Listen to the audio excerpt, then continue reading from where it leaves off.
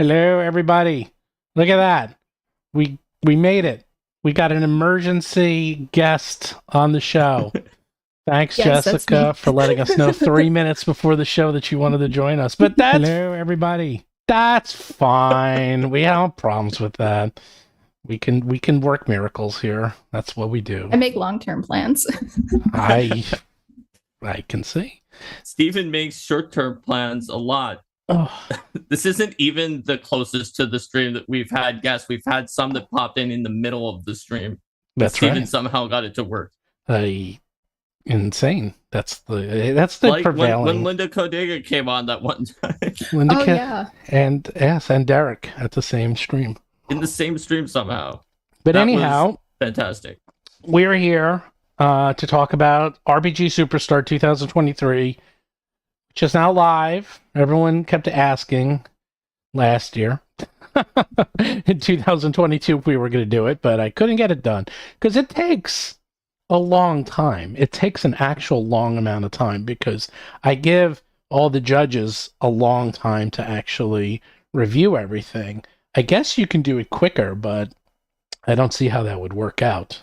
So I don't think so. You want to give the judges enough time to give a good look over of the monsters to be able to rate on all of the ratings.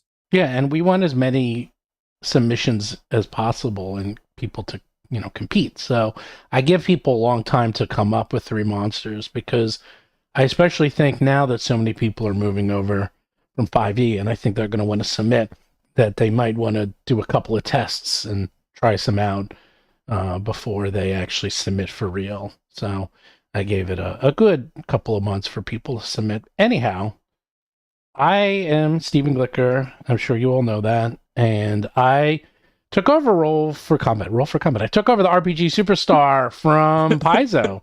I asked Eric Mona at PAX Unplugged in 2019, I think. And he's like, sure. And we worked it out. So we run it for Paizo, kind of.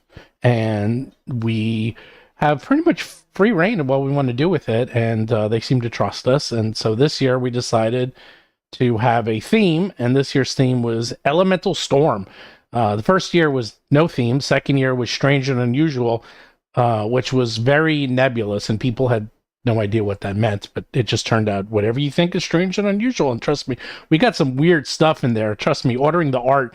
The last one I just did, I only have like one piece of art left, and it was for a time golem, which is a 4th dimensional being that like manipulates time. It took me an hour to figure out even what the freaking thing looks like. So good luck. I'm like, good luck, artist. And he wrote me, he says, this is the hardest thing I've ever had to do. I'm like, yeah. I know. Good luck. I mean, people can see some of the art from Strange and Unusual just surrounding our faces here. I see the Adada, which is like Dada art, weird anti-poetry creature. That's one of my favorites. Right next to Jessica on the left. Well, the War Tortoise. Yeah. Actually, that's my favorite too, because that's 4 dwarves on a tortoise with cannons. So I do like the tortoise. I also like this owl a lot. Oh, yeah, that's the crystal owl. Yeah, the crystal owl. Yeah, like a fey owl. Yes, it's like a, yeah. Actually, all these are pretty cool. These are, I actually had different ones, but that was for the 2-person layout, not the 3-person layout. And then we have the gourd, the Leshy gourd. So that's what they both start with R, so I'm going to keep doing this. That's what the RPG Superstar is, and you can see it at rpgsuperstar.com.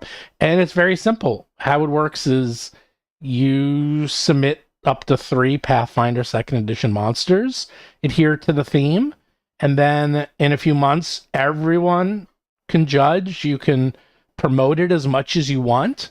You can tell people, come and just vote for my monsters and do anything you want.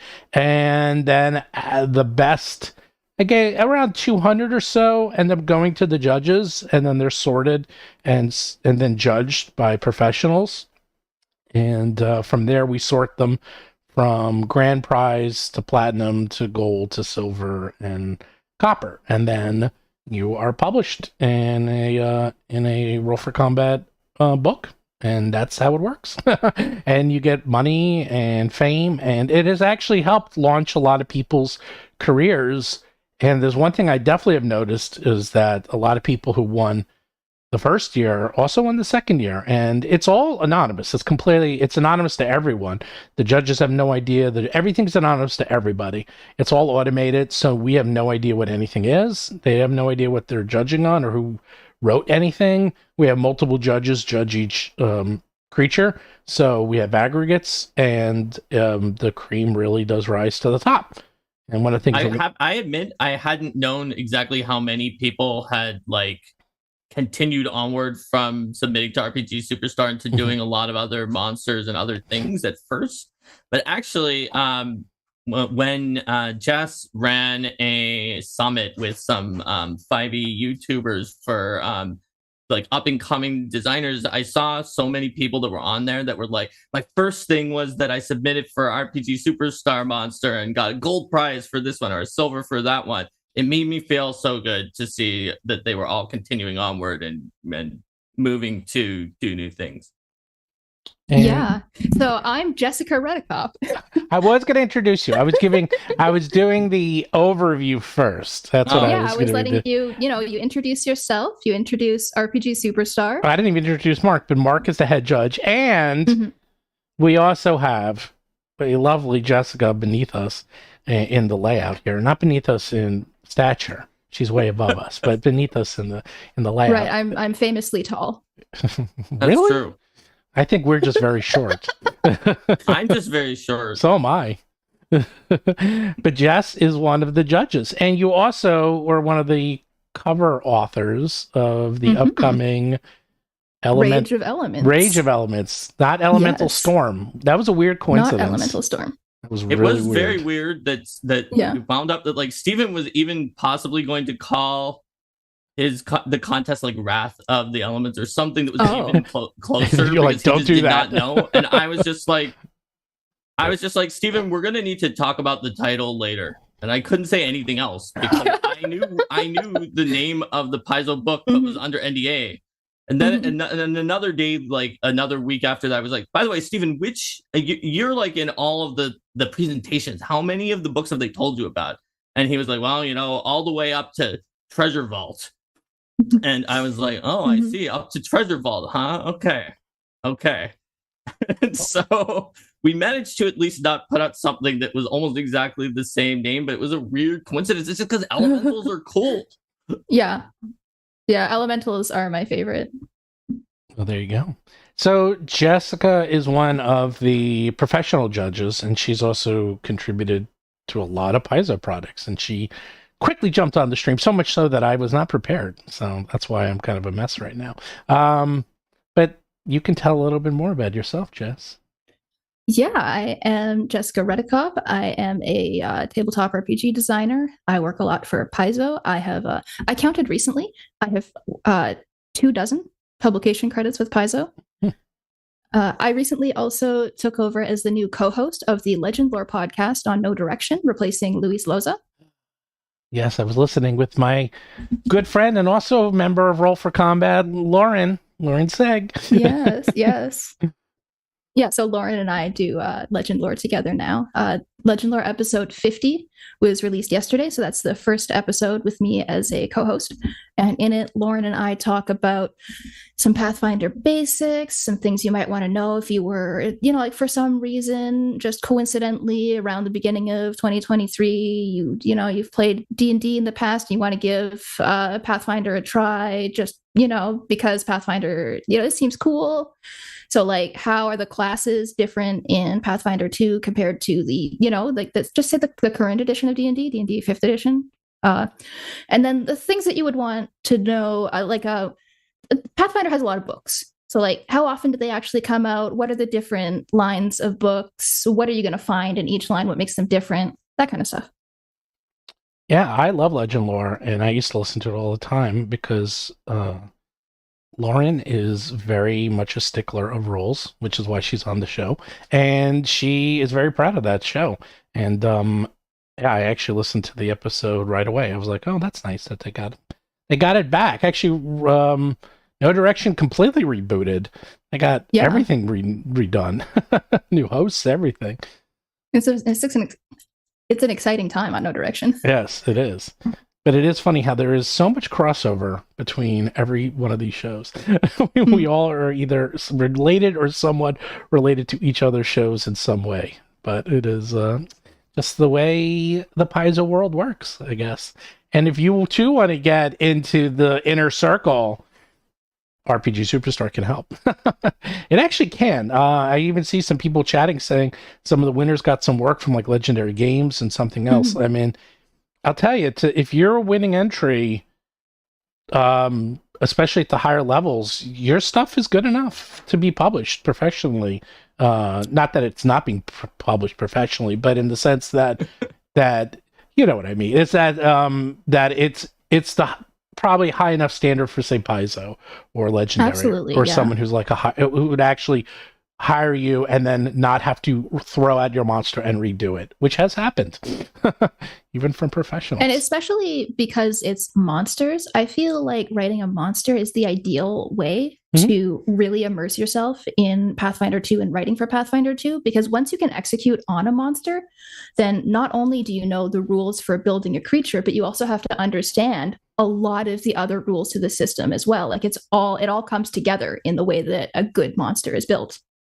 Yeah, monsters are the gateway to getting more work. That's how I started out. That's how pretty much everyone starts off. Actually, the other big judges is DM's Lair, and I was talking to them, and they do 5e stuff, and they say that's how they start their people off too, is they start off with monsters. And I was talking to Goodman Games, and that's how they start their people off. It's monsters, and I'm like, I'm starting to see a pattern here. It's like, because monsters are small, you know, they're only 500 to 600 words, and yet they encompass so much, and you really have to do a lot with a little, and you don't have to know every rule, but you have to know enough rules. And it is the perfect bite-size amount to determine how well someone can create content. And it's really the best way to get started. And if you do get hired eventually by Paizo or someone else, you'll probably be started off with monsters, because it's very easy to hire freelancers on a monster or two, because if worse comes to worse and they don't work out, they could just, you know, replace them, as opposed to giving you, I don't know, like a class. They're not giving you a class, but, you know, like they're not giving you a large amount of lore or a class or something very complex to do, because if it doesn't work out, they either have to completely redo it or find someone else quickly. So they're going to always start off with something very small and modular if you're breaking into the industry. So Anto from Icarus Games is here in chat, who we were just talking about doing that summit with Jess, and he said that he also started with monsters. So it seems like it's a common starting point, and it just is a good starting point. Like even, I mean, I know Steven used class as an example, which is like all the way on the other side. But even like you'll never. That's the hardest of them all. Yeah, but even like a buffet of spells, I would be a little antsy assigning to someone who just is starting off, because there's a lot of things that you have to do there, and like you put in one spell that's like has some weird issues with it, and suddenly that can like redefine the caster's entire list or something like that. I actually don't allow third-party spells in my game, because they're often broken. And what if we publish spells, Steven? We haven't yet, but ours would not be broken ever. We don't publish broken things. If anything, they're too nerfy, because I like to bring them down. Between you and me, I don't think we'll ever publish something broken ever. And if I did, I'd errata it anyhow immediately. So I'm excited for people to clip you saying that. They can. Good luck. It hasn't happened yet. I haven't seen it happen. Oh yeah, so Anto, you could have joined us. We'll have you on. We have a long way to go. He's only able to come for like a few minutes. Yeah, I think it's your Wednesday. Don't you play? He's got his game. Yeah, you have a D&D game tonight, or is it Pathfinder? Actually, I definitely want Anto. Pathfinder now. Yeah, it's Pathfinder. I definitely want Anto on the show, and one of the reasons I wanted him as a judge is because he went from 5e, and if you watch his channel, you can actually see the morphation of him going from 5e to Pathfinder and how he's discovering it. And it was just amazing. Like he's pretty much documented his journey of like, he's like, oh my God, Pathfinder does everything I always wanted it to do. And he just keeps talking about that. So it is bold words, Rao, because what I can do is, you see, I have something called the Banhammer And if I don't like that spell that we created, bam, I can break it, and I can just do that. So the end date for the contest is on rpgsuperstar.com. Just scroll down to the bottom. You have a while. It's not till May, I think. It's to the end of May, so you have quite a bit of time. It is open to people anywhere in the world, although I am going to say something interesting happened today is that we were giving out prizes, and one of the winners was from Russia. So yeah, I don't know how we can get him anything, so I'm going to write him and see. Unfortunately, all the banks and everything have frozen connections to Russia, so yeah. Anyhow, if anyone has questions, feel free to ask. Otherwise, we're going to rant and just talk about how to build a monster and how. And inevitably, we'll talk about movies. You know what? Happens. Speaking of movies, I'm going to put this out there. I am seeing the Dungeons and Dragons movie this Sunday, and Jason McDonald and I, this Sunday night, May 19th, are going to do a live show and give you a live review of the Dungeons and Dragons movie. So there you go. If you two want to watch it. You know what movie I'm more excited for than the Dungeons and Dragons movie, though? No. It's John Wick. John Wick. That got, first of all, it's 2 hours and 45 minutes long. It got like outstanding reviews. They said it was the best one of the series. And I said this in my other show, the earlier they do movie reviews, the better the movie. That's a fact. Because there's no way they would give people access to a movie 2, 3, 4 weeks before it comes out. Because if it's a bad movie, why would they do that? They already started reviews for John Wick and it doesn't come out for like 4 weeks. Which guarantees it guarantees it's a good movie. Guarantees. So I am very excited. I did not like John Wick 3. I did not like John Wick 3. I thought the acting was pretty wooden, especially for, was it the Confessor or whatever her name was? She was terrible. I did not like that one. I love 2 and I love 1. So I'm very excited about 4. Anyhow, back to RPG Superstar. Yes. Anyone could submit anywhere in the world. You can have up to 3 entries. It is completely anonymous to the point that multiple the same people often win, and they just win. They'll win sometimes different entries. The craziest one was the first contest. We had one person win 3 gold, which was incredible. So that person definitely knew what they were doing. To say the least. There's also the grand winner last year was like what, grand platinum silver or something like that. Oh really? I didn't even know that. They got 3 different ones, including grand. It's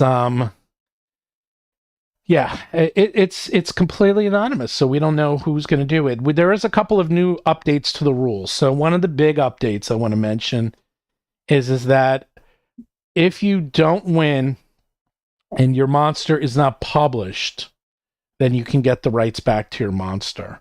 That's really good. Yeah, there's legal reasons why we kept the rights, and you have to wait till the book's published, so it could take a while, but you can use it again as long as we don't publish it. We give the rights back to you. When you submit your monsters, we have to get the rights. It's just that's how it works in publishing. And then before we kept them forever, but because some people, didn't want to give up their monsters, and I totally understand that. But that's something else, is that you have to realize, the best monster I ever submitted to Paizo is called the Rook. They even had artwork for it, and it's even the half-page artwork in one of the books, and it was cut for space. And I'm still angry at Patrick about that. So, and I can never share with anyone because Paizo owns it. So, oh well. I doubt it'll ever appear. And I thought it was one of my best monsters I ever did. So, I wonder if I could talk about it. But it actually was a trench coat of crows. And it would sort of like walk down the street and it would steal from people. It actually didn't even really attack you. It's a swarm that would come out and steal your crap and fly away. How messed up is that? PCs will hate that. That'll become like the most hated creature of all time. It's like, you just stole my stuff? It's like, I'm gonna go find you and kill you no matter what. How dare you? That's the fastest way to piss off a PC, let me tell you. No, messing with magic items is the worst thing that you can do to a group of players. That's right. Kill them, they don't care. Take their stuff. Now that was personal. You're little though, Mark, if you could go a little closer to your mic. So. Yeah, I can move it in right next There to you go. So someone asked about how will the elements be incorporated, or how should they be incorporated into monsters? Since I've been talking so much, Mark, why don't you explain that? How you So envision I'll the explain elements? the rules for it, and then maybe Jess can give some examples Yes. from making awesome elementals in Bestiary 2 of how to make cool Perfect. element-themed creatures. So the rules for what we mean about having elements on the creatures is they are not all elementals. In fact, we do not want to see all of these creatures being elementals. If they are, then you'll stand out for not being an elemental. They want to be monsters that are themed after one of the 20 elements from Battle Zoo Eldamon, which include music, time, space, and some really weird elements in addition to your classic fire, earth, air, and water that are in there. So pick between 1 and 3 of these elements to include in your creature, because it could be a hybrid of them. Like I see people being like, I'll do music and metal to make a heavy metal monster or something like that. And then it doesn't have to be an elemental. It can be a fae that likes music. It can be a dragon that controls time. I guess there already is a time dragon, but you know what I mean. It's called a time dragon. And then the idea is that Eldamon, which are spirits of elements, they like to hang out with creatures that match their element. And so, therefore, these are all going to be creatures that you might find Eldamon that are hanging out with them for Eldamon, and it will incorporate with our 20 elements in other ways. So that is sort of what the rule is for making an elemental creature. The list of all the elements is on RPG Superstar. Everything's there. And when you make the creature, it's a pull-down menu. You can't submit a creature without selecting 1 to 3 elements. So I'm just answering some questions in the chat.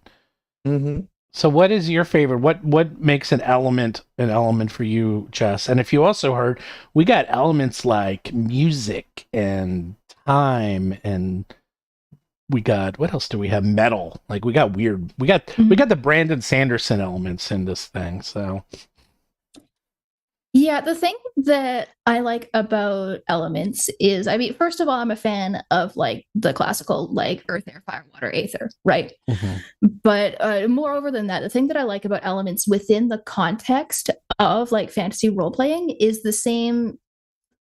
Like I'm someone who likes alignment, right? Because like I'm a Planescape super fan. And so what I like about the elements is when you take the elements and you look at them as being analogous to the alignments. Like you have the outer planes that are the alignment planes and the inner planes that are the elemental planes.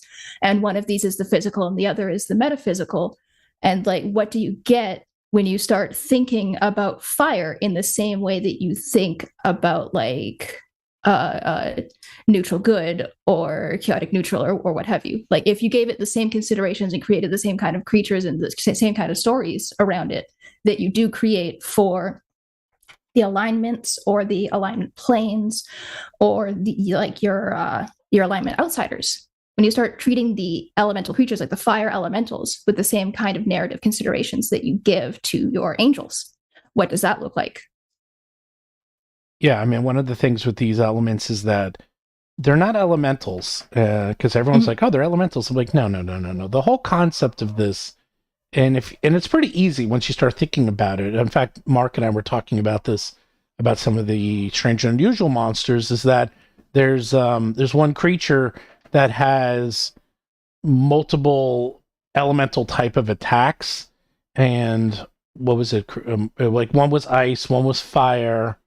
One was... Oh, yeah, I know the one you're talking about, the celestial geometry. Yeah. One was Earth. One was Earth. They also were each based on a platonic solid. So there was like one that was a tetrahedron and one that was a... Right. Yeah. And we wanted to... And Earth isn't very popular in monsters, and for the imbuements for the monster part system, I want to make sure we're as generous as possible. So we made sure we added Earth as one of the elements. So, you could even have something as a plant creature. Although I think, isn't plants one of the elements, Mark? Wood. Wood. So that could be wood, and it could be earth. It can be. I mean, it could be earth and wood. You don't have to limit it to one thing. Although you need to explain it. I mean, the plant would pretty much obviously, be one of those two. But if you add time to it, it's like, well, what does it do that's time related? How is it part of the time element? And unless maybe if it, hits you when you age, like a couple of years or something, I'm like, okay, there you go, that's time. It has to be part of the actual imbuements, the functionality of the monster itself. Maybe a cherry blossom that represents the evanescence of life. Yes. But it's Mark mentioned. Oh, sorry. No. I would just quickly say it does add another dimension, and definitely the monsters are going to be harder than usual because this does add another layer that really hasn't been done before with Pathfinder that I can think of. I mean, there's themes, but I don't think they've ever put a core mechanic theme like we have, because I basically added a new stat block area for RPG Superstar. So. What were we going to say, Jess? Oh, Mark mentioned Fae and using Fae to make elemental creatures. And if you look at the nymph family, they are already kind of element adjacent. Like you have your dryad that is like a nymph of a forest or a tree, and then you have like the mountain, the underground ones, and then you start getting out into there was one. A Pathfinder creature. It was a nymph in some back matter recently that was a nymph of like the summer solstice. And so like if you wanted to create a time nymph who is the nymph of like a specific moment, I think that would be like a compelling way to incorporate the element of time with the Fae, with the kind of story that already exists for these creatures. So Jana B, yeah, absolutely. Did like $2. We're doing a nymph ancestry too, and it definitely did not was something I noticed while I was working on writing some stuff for it. I was like, well, we've got all these elements. I guess I wrote, other than the back matter ones, most of the nymphs that are in the Pathfinder 2 bestiaries, and so I guess I did it somewhat intentionally too. But no, it's absolutely true. And there's other nymphs that haven't come over from mythology, like. There are nymphs of stars that could be used for space. There's a lot of good options there. Jana B, for $2, said a time dragon, but used time as in like spice, I believe. And yes. Jana B, by the way, you want to talk about winning the contest but not winning? They designed the Copper Gamayan, who is practically the mascot of Roll for Combat at this point. There's an entire adventure path that just came out finally today for 5e. It's already been out for Pathfinder for a few weeks. It's completely all based about Gamayans and their culture, and it is just filled with Gamayans. So just shows you, you don't have to be a gold platinum winner to have your monsters featured in our products. Actually, that adventure has every single platinum and grand prize monster in it, and most of the gold, and as many silver and copper as we can get in there. So if you want to see your monster kill people, check out the Jewel of the Indigo Isles at battlezoo.com. There you go. So someone also asked, is there specific lore behind the elemental planes that are to be observed? Or are these monsters meant to be setting agnostic?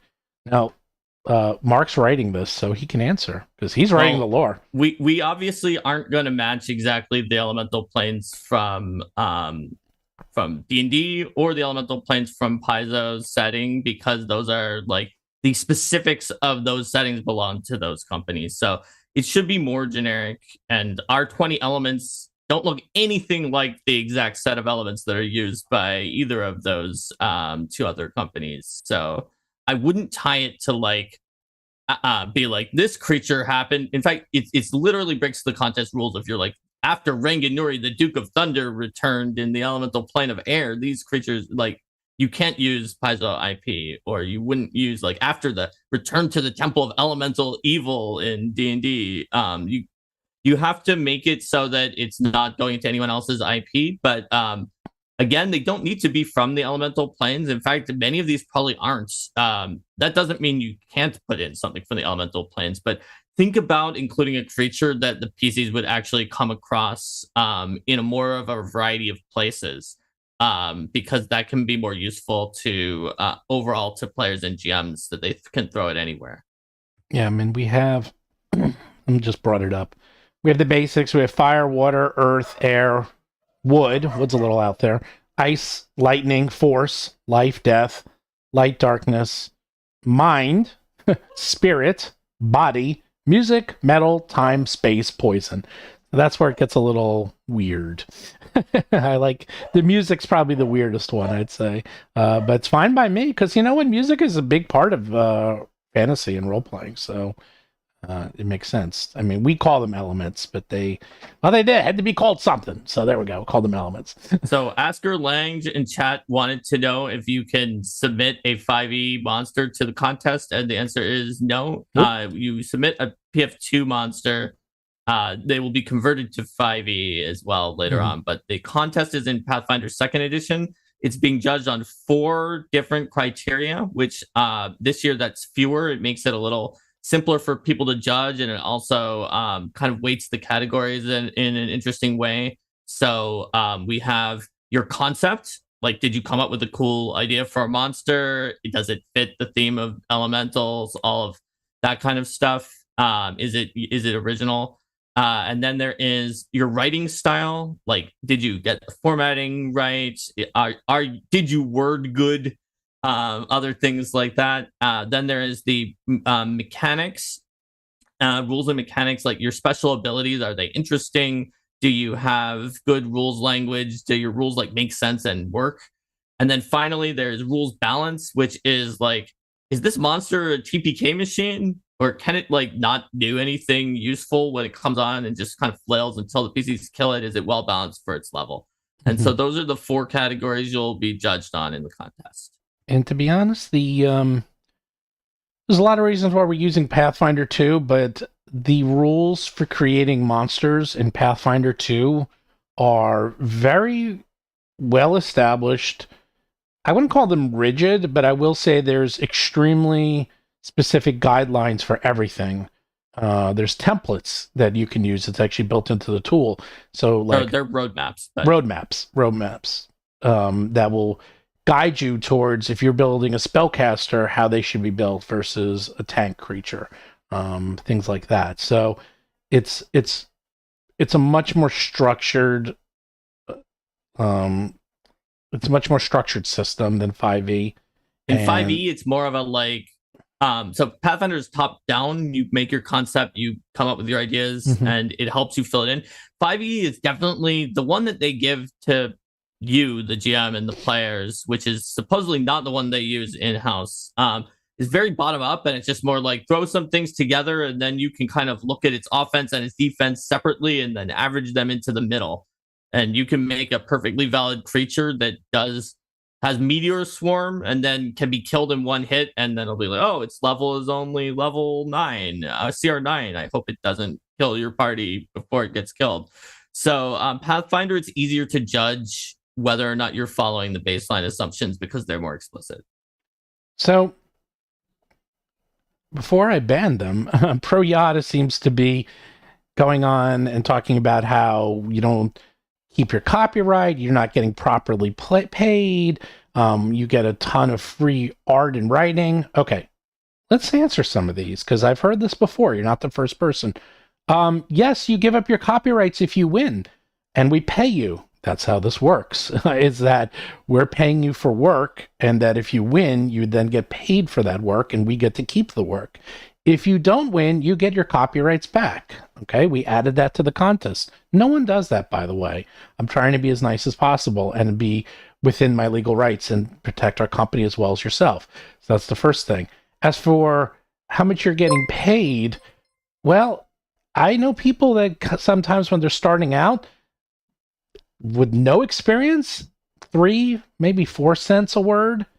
Okay, I know there's these ideas thinking that, oh, I'm brand new and I've never submitted anything before in my entire life, and I'm going to get hired and get paid 25 cents a word. No, that's not how this works. Okay, you'll be lucky if you get MCDM pays 25 cents. Yeah, you'll be lucky if you get 3 to 4, maybe 5 cents. Okay, for submit. Depending on where you go, you can get more than that starting let's just say you are brand new. You've never done anything ever in your entire life. What's our contest's smallest prize? Also, for like the lowest, it's $25. Isn't it 25, for 500 which is about words. 5 cents? Yeah. And most of the prizes, if you get any of the better prizes, make more than that. Yeah. And there are some contests that absolutely have this issue. I don't think RPG Superstar is one of them. Plus, if you look at the book, we give you full credit. You were listed with your monster, with your name and your prize. No one does that, okay? I've written many, many monsters for Paizo. Good luck finding them, okay? I don't even remember which ones I wrote because they just say my name, but they don't say who wrote what. So we do everything in our power to make sure that you get credit and can use this to further your career. So I just want to get that out there because I've heard this before. And you know what? At the end of the day, yes, we are using this, but hopefully everyone wins. You get your name and your creature published in a actual book. You get full rights. You get your name and authorship right there. And the artwork, we don't use anyone's artwork, okay? I don't know we use professional artists for all of our artwork. And that artwork You're allowed to submit a sketch if you feel like it to the contest, sketch. but we don't use that as we don't just put that into the book. Oh, yeah. We hire someone else to do it, even though some of the people who submit really good little sketches. Exactly. So I just wanted to make sure that I address this because you're not the first person to bring it up, and I think they are fair criticisms, but we do everything in our power because, to be honest, yes, we did have it that we kept the rights to all monsters, so we changed it. I think that's mostly usually that you do that to protect companies that have this routinely do keep the rights. So I think it's a very nice thing that you're giving it back to protect yourself because someone who didn't win and gets the rights back, and then later you put out something that's like vaguely similar, could try to be like, well, you did a thing that was like kind of similar to the thing that I submitted. So to give an example of something that, Ginny D came up with for us before even the contest where someone submitted this, Ginny D created an idea for a toadstool dragon, which I created. Also, one of the people who lost in last year's RPG Superstar after we had that made a fungus dragon. So like imagine a situation where it was in the other order and they had the rights and someone decided they wanted to do something like that. There's reasons for this, but I think it's very generous and good good for the contestants to give it back, and hopefully people will participate in the same good faith and not try to use that to like later be like, well, you published this other one that's similar to that monster. Well, that I won't get into that. Harlan Ellison was famous for suing people based on work that was similar to his. So this has been long established in the creative community that everyone has similar ideas. It just happens. I mean, like even Alexander Graham Bell, he wasn't the one who invented the telephone. He was the first one who got the patent for the telephone. That very same day, someone else I think came to the patent office for the same invention, and he beat him. So it's like this stuff happens all the time. Rise of the Rune Lord says a $2 super chat and has advice for a winnable gentle monster, aka a flump. I'll have you two. What do you think, that. Jess? Yeah, I'll have you two answer for doing a gentle monster for the contest. Then I'll give my take. Yeah, well, I mean, you have to consider the way that it is going to interact with the player characters, right? So if you're not going to be if it's a gentle monster and you don't want it to be something that the player characters necessarily fight, what kind of interactions do they have with it? Does this creature interface somehow with like the influence subsystem? Can you write unique creature abilities that interface with that subsystem and use that subsystem? Can you build on other parts of the system other than just the combat parts of it? I would look at some of the complex hazards as well, because there's no reason that you can't kind of blur the line between like how you would disable a complex hazard versus how you would win against a creature. Yeah, and I will just say that it's tough, but I'll give an example of this. In the last contest, as a judge in general, I'm willing to give a lot of 9s to people who I think did the work, but to give a 10 out of 10, they have to really wow me, and I did not give very many 10s in any category last year. But one of them that I did was a gentle monster, and it was because it wasn't that it was necessarily, it was in like, I think for the abilities and mechanics. It wasn't that it necessarily had better mechanics than some of the other ones, but that is a risk is a big risk, and they delivered. They found a way to make a monster that was pretty gentle, that was built using an unusual roadmap that is not one of the standard ones that people built it with. And they did it right. Whereas a lot of there were others who tried to do it, and it was just like, well, this monster is like level 9, but like it literally cannot contribute to any encounter enough for a level 9 creature. So it's tricky. Think about gentle abilities you can use that would still allow them to have a role in an encounter if they weren't the only thing that was there. Like things where they are maybe sanctuaried and healing up or offering support or bonuses. And if you want a creature that is more of an influence threat, like Jess was talking about, or just doesn't even get into combat, consider making them lower level. If you give them a level with a certain number in Pathfinder 2, that is saying they are a combat threat of that level. And that's why NPCs, if you check the Game Mastery Guide, sometimes they're like, this lawyer is like level 1 in terms of fighting you, where he literally grabs like a book and tries to hit you with it like a law book, but is an 8th level challenge if you have to go up against them in court, and because of their legal lore is like way higher. So generally creatures in a bestiary don't do that like Game Mastery Guide NPCs, but that's a way to think about things. You wouldn't put in something that's like level 8 and can't actually fight like a level 8. Or at least if you did, I would give you a threat balance ping for that. I would give you a pretty low score in threat balance because it's not balanced as a threat. So it's risky, but if you do it right, I'll give you a lot of points. I'm going to tell you right now that gentle monsters are tough to do. I'm not going to lie. The hardest monster, I'm trying to find it, I ever had to do, give me one sec, was, here it is. I found it. The prog is a tiny CR half ooze for Starfinder. You know how freaking hard it is to write a CR half creature? It's like, because what do they do? Like, what's the point of a creature at that level? Because they're not going to be a challenge. And so what this was, it was, you just have, I'll even put it in the link. You make it fun. So a prog is a ooze, but what they do is they actually mimic and disguise themselves as mundane objects like books or tchotchkes. And so they're actually in your house. They mimic, say you have a statue, they like throw it out, then they mimic the statue. And then at night, it's like Toy Story. They go around, they eat like little insects and stuff. And then during the day, they go back. So people have them in their houses and they don't even know. Like they're literally just living there. They're just hanging out. And if you do discover them, they run away. So they don't really do anything. They're just sort of like these little solid fun objects, the little mimics. But they can swarm and they can get nasty if you wanted to turn them into a more serious creature. Or if you wanted to sort of expand it and make them like a CR 3 or 4 and make like the mama prog, you could, like, so it has kind of a cool backstory.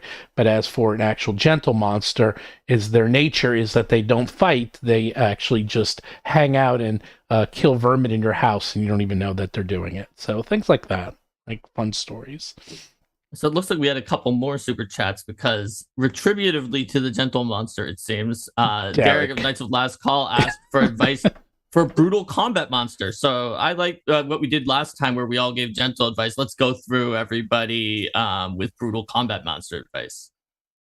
Yeah, when you're designing a monster's abilities, you want to make sure that they actually complement each other in terms of building like a complete turn. You don't want your brutal monster to get into the hands of a GM who hasn't had enough time to prep. They look at this monster, they're lost. What do I do? How do I use these abilities? How do I actually make them function on a turn? I guess I'll just make a third attack. I don't know what this monster does. You want to make it as easy as possible for the GM to actually execute on how brutal this monster is. Because you can write the most brutal player character eviscerating ability in the world, but if the GM doesn't use it, what good is it? So you want to make sure that when you're designing a creature, you're creating an instruction manual for the game master to understand how to run this creature. You want to make sure that it's clear to them what they do. You want to make sure it's clear which abilities actually go together on a given turn. So like if you look at the Pathfinder dragons, they have multiple options for like 2-action abilities. You can do your breath weapon or you can do your draconic frenzy. But the way that it's written makes it clear that you want to use your breath weapon first, and then on the next turn you use your draconic frenzy, because then you have the more chances to crit, to recharge your breath weapon, and that's a cycle that you can repeat. And the monster design guides you towards running the monster in that way. Yeah, absolutely. I was going to, on a similar note, brutes don't have to worry about this as much, but I give this advice every time we talk about RPG Superstar, which is, I know Zara, the iconic monster mage, is going to kill me for this, but don't put in too many spells. Zara is always like, I want more spells so I can add them to myself. But if you put in a ton of spells, you kind of automatically are going to wind up in a situation like Jess described. And I know that if you were looking at legacy monsters from other editions, they sometimes have like a boatload of spells, but those spells, not only does the GM have to look them up in another book, but that's like dozens of choices. They're competing with each other for your turn. So think about that. If you don't actually need a ton of abilities to compete with each other for your turn, and especially if they would both be good in the same situation.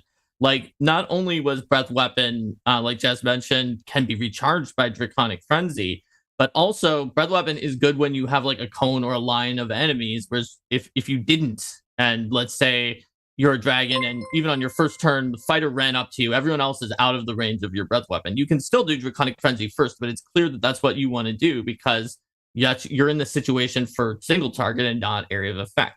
But when you wind up having 3 abilities that are all single target abilities that take 2 or 3 of your actions, which I've seen on submissions, I'll ding them for mechanics because it's just like, all of these are great, but none of them is like particularly calling out to me to use it, and they're just competing with each other. Your monster is only going to live probably 3 to 4 rounds unless you get lucky and it's a boss fight, and maybe it's not luck for it to drag on, but if it drags on a little, maybe a little longer than that. So if you've got more than 3 or 4 standout abilities that take up the turn, it's not even going to use them all. Plus, you'll find yourself at the word count limit real quick. I saw a lot of people like doing kind of sketchy things to try to barely get in on the word count limit because they had too many abilities. So, yes, I know it can be tempting to put a ton of abilities in because it'll to try to impress the voters and the judges. But I get impressed when you can make an elegant monster that can fit even into a smaller space, but still really get off its theme. And to go back to those bestiary 2 elementals that Jess wrote, those elementals have like no room. If you look at them on there, it's like, wow, there's not very many words in there. And they, as a result, they don't have a lot of abilities, but she picked abilities that would really use the word count wisely and would really make you feel like you're fighting an elemental and that make the fight unique without needing 300-400 words of like lots of extra abilities. That is a truly award-winning monster design. So one of the most common things we end up doing when we get the winning monsters is, unfortunately, is we combine abilities. That's very common.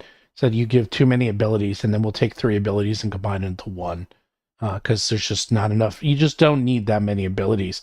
And I'm going to give an example of probably one of the best monsters and the hardest monster we have ever fought, and it is maybe 300, 200 words. Lesser Death. Lesser Death. Holy crap. That's cheating for being 300 words because all of its abilities say as the greater death or whatever, don't they? No. No. Oh, really? No. Okay. It's very small. I just put it in chat. So the smallest monsters, this thing will kill you. I mean, this thing is, you want to talk about brutal? It has a couple of very simple things. You want a brutal encounter? They have the Aura of Misfortune. So everyone within 20 feet has to roll twice, and you use the lower of the 2 d20 rolls. That's about as bad as it gets. Negative healing. Doesn't take damage from negative or positive if it doesn't want to. So when you start using those heal spells and you're like, okay, I'm going to damage it. Nope, that doesn't work. Lurking Death. If anyone tries to do that one was fun. You try to do an attack from a range of 60 feet, and its reaction is it teleports to you and then attacks you instead, and then disrupts your attack. Yeah, that was fun. Not fun for the PCs. Then they're scared to death of attacking it from range. Everyone's scared to death because they said this thing is brutal as can be. It's got a scythe. It's doing huge amounts of damage. It has see invisibility. It has true seeing. It has status sight. It doesn't even do that much, and it is just absolutely incredibly hard.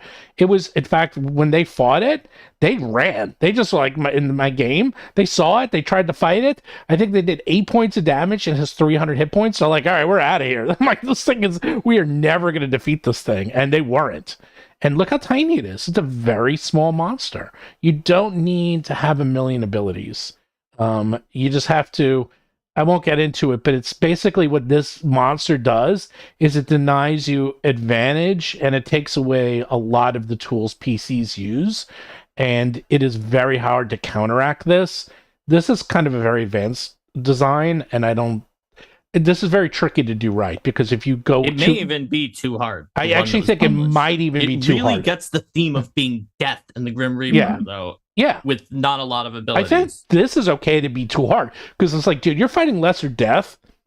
It's like, you're going to probably lose. And as soon as they saw it, they tried for a round, and they're like, yeah, this is it. We're done. Like, they knew. It's like, if this was like some goblin, they're like, how are we getting, destroyed by a goblin? It's like, it's death. It's a scythe. I'm like, yeah, we're going to lose. Let's go. I'm like, a lot of the aura of just what it is helps too. Mm-hmm. And that's something else. Don't underestimate that. Like, if you're fighting some little monster and it's doing massive damage to you, people might not, be able to put two and two together and say, this little creature, this tiny creature is like destroying us. We should be able to just stomp on it, or if you fight a dragon that's gargantuan, you probably expect, this thing's probably going to kill us, so that's also gets into the psychology of the monster as well. So I think we can do a whole show on just this alone. But probably. Yes. We have another fun super chat from Giant B for $2. Said, advice for annoying Derek. So how do we annoy Derek? Question. Yeah, well, we're doing the show without him. There you go. Use poppets and leshies and other cute, like, little ancestries to the maximum amount. Someone who complains about poppets and all the cute ancestries, he sure uses and talks about them an awful lot. That's all I'm saying. And then what you do is you publish a whole bunch of feats and abilities that are like super flavorful, but are like not as mechanically optimized to the cutting tier, so that he hates fluff when he tries to review those. He gave Dinosaur Fort. We were rating the spells, and we all rated it an A, and he gave it an F. I think that, by the way, having written Dinosaur Fort, I know, that's why I brought it up. But having written it by Derek's criteria for spells, I don't think it deserves an A by his criteria. I gave it an A for lore, and I think I gave it a C. I'm glad you all gave it an A. I gave it an A for lore, and I gave it a C by my criteria, or even D for functionality. It's not that great, but it's awesome. By my criteria of what's fun, it should be an A. But I know what Derek uses as his criteria. By his criteria, I think it should be a C. He gave it an F. Probably a C minus, because by that level, you probably don't need to make a fort. No, and those defended by dinosaurs, those T-Rexes, you can do something else. They're like a speed bump at best. That's like nothing. Those T-Rexes. My advice for annoying Derek is to go into his streams where he is rating all of the archetypes and ask him to re-arbitrate one of the ratings. Have you done that? Yeah, I have. Yeah, I did that to him. Yeah, I went into his stream and I brought the dandy back up, and I said that because he had ranked the dandy as a flavor archetype, which I don't agree with. Just because the rules that it engages with are the skill rules doesn't mean the skill rules aren't rules in Pathfinder. Wow. Yeah, I don't know what his definition of a flavor archetype is. Yeah, well, we got it moved over. It's on the mechanics list now. Oh my god, that might have been my favorite question of all time. Yeah, that was a great question, China. We don't often talk about how to annoy Derek on the show, but I think it's we do when he's on the show. We don't often talk about how to. Yeah, we haven't talked about how to annoy when he's not on the show. Derek said that I am correct. Mm-hmm. About what? Everything? I don't know. Maybe about the fact that I think the feats and about what he doesn't like about Dinosaur 4. Oh, yeah. And about the fact that by his criteria, it's not an A because I know what criteria he uses. Oh, yeah, I completely agree with him. I'm just giving him by crap. my criteria, I would rank it high, but I know what his are. Yes. Then there's a question from Rise of the Rule Lords for $2. Will Mark commit to rap about the monsters from RPG Superstar? Good luck. Yeah, I've not committed to that yet. But Nope. you know what? If RPG Superstar or if Battle Zoo Bestiary Elemental Storm winds up with a Kickstarter and we need to come up with stretch goals, if everyone wants me to do that, like, I really don't recommend it because I'm really bad at performing songs or raps of any kind, as evidenced by the snippet of Elder Rap that has gone on the internet and almost destroyed humanity. I'm going to do one better. We're going to have Derek do a rap about the monsters. There you go. How can you do that? Would you make him rap as Kermit the Frog? Yeah, or something. Because Derek has a lovely singing voice, so he actually can sing. So we kind of do a rap.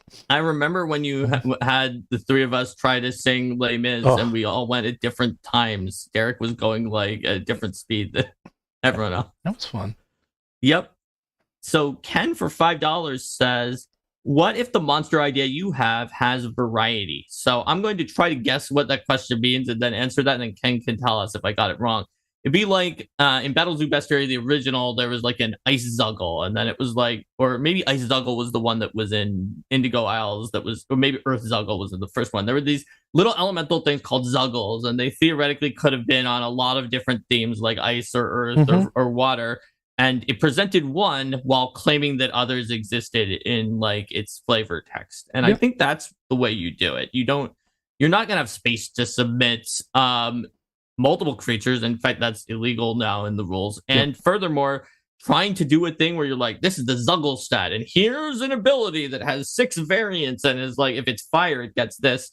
I know that there was a monster that tried to do that in RPG Superstar Strange and Unusual, and actually won a prize. It was a sheep that had like abilities for 6 different types of demons that it could have been. But in order to use its word count kind of more in a way that you could actually use everything, I just picked the one that I thought matched the art, or that did match the art that they ordered for, and kept only that and did not put the other 5 in because that was eating a lot of space on the monster.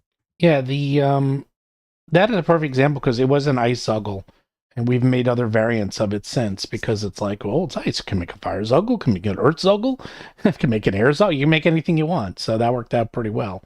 And actually, Derek also said that Jess was correct about Dandy for $5 and that they then rated it A after it was already A. It was just A on the flavor chart where it did not belong because it was a mechanical archetype. Fair enough. Wow. Yeah. Derek, you're being trolled. Everyone's watching. What? No, a good troll. I think they actually agreed on that. Oh no, you're keeping him honest. He can't just arbitrarily give out these words and numbers and letters. People have to make sure they're accurate.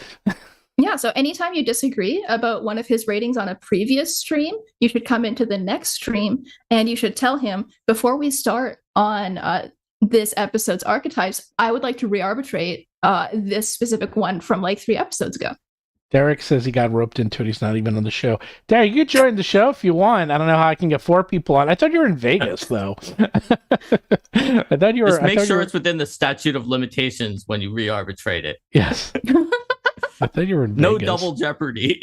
So some people asked about monster parts. Are we doing more monster parts?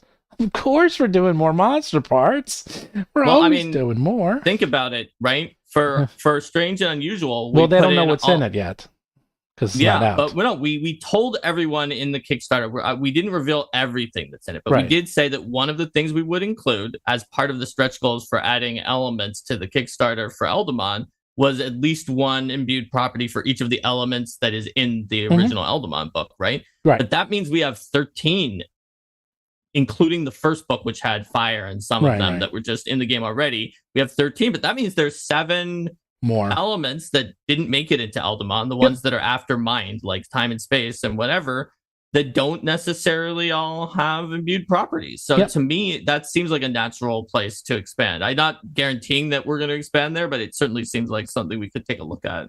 The other thing is that a lot of the imbuements are also based on the runic system that exists in Pathfinder, and all I'm saying is Treasure Vault came up with some new imbuements. That's all I'm saying. So might be able to look at those and expand on some of those.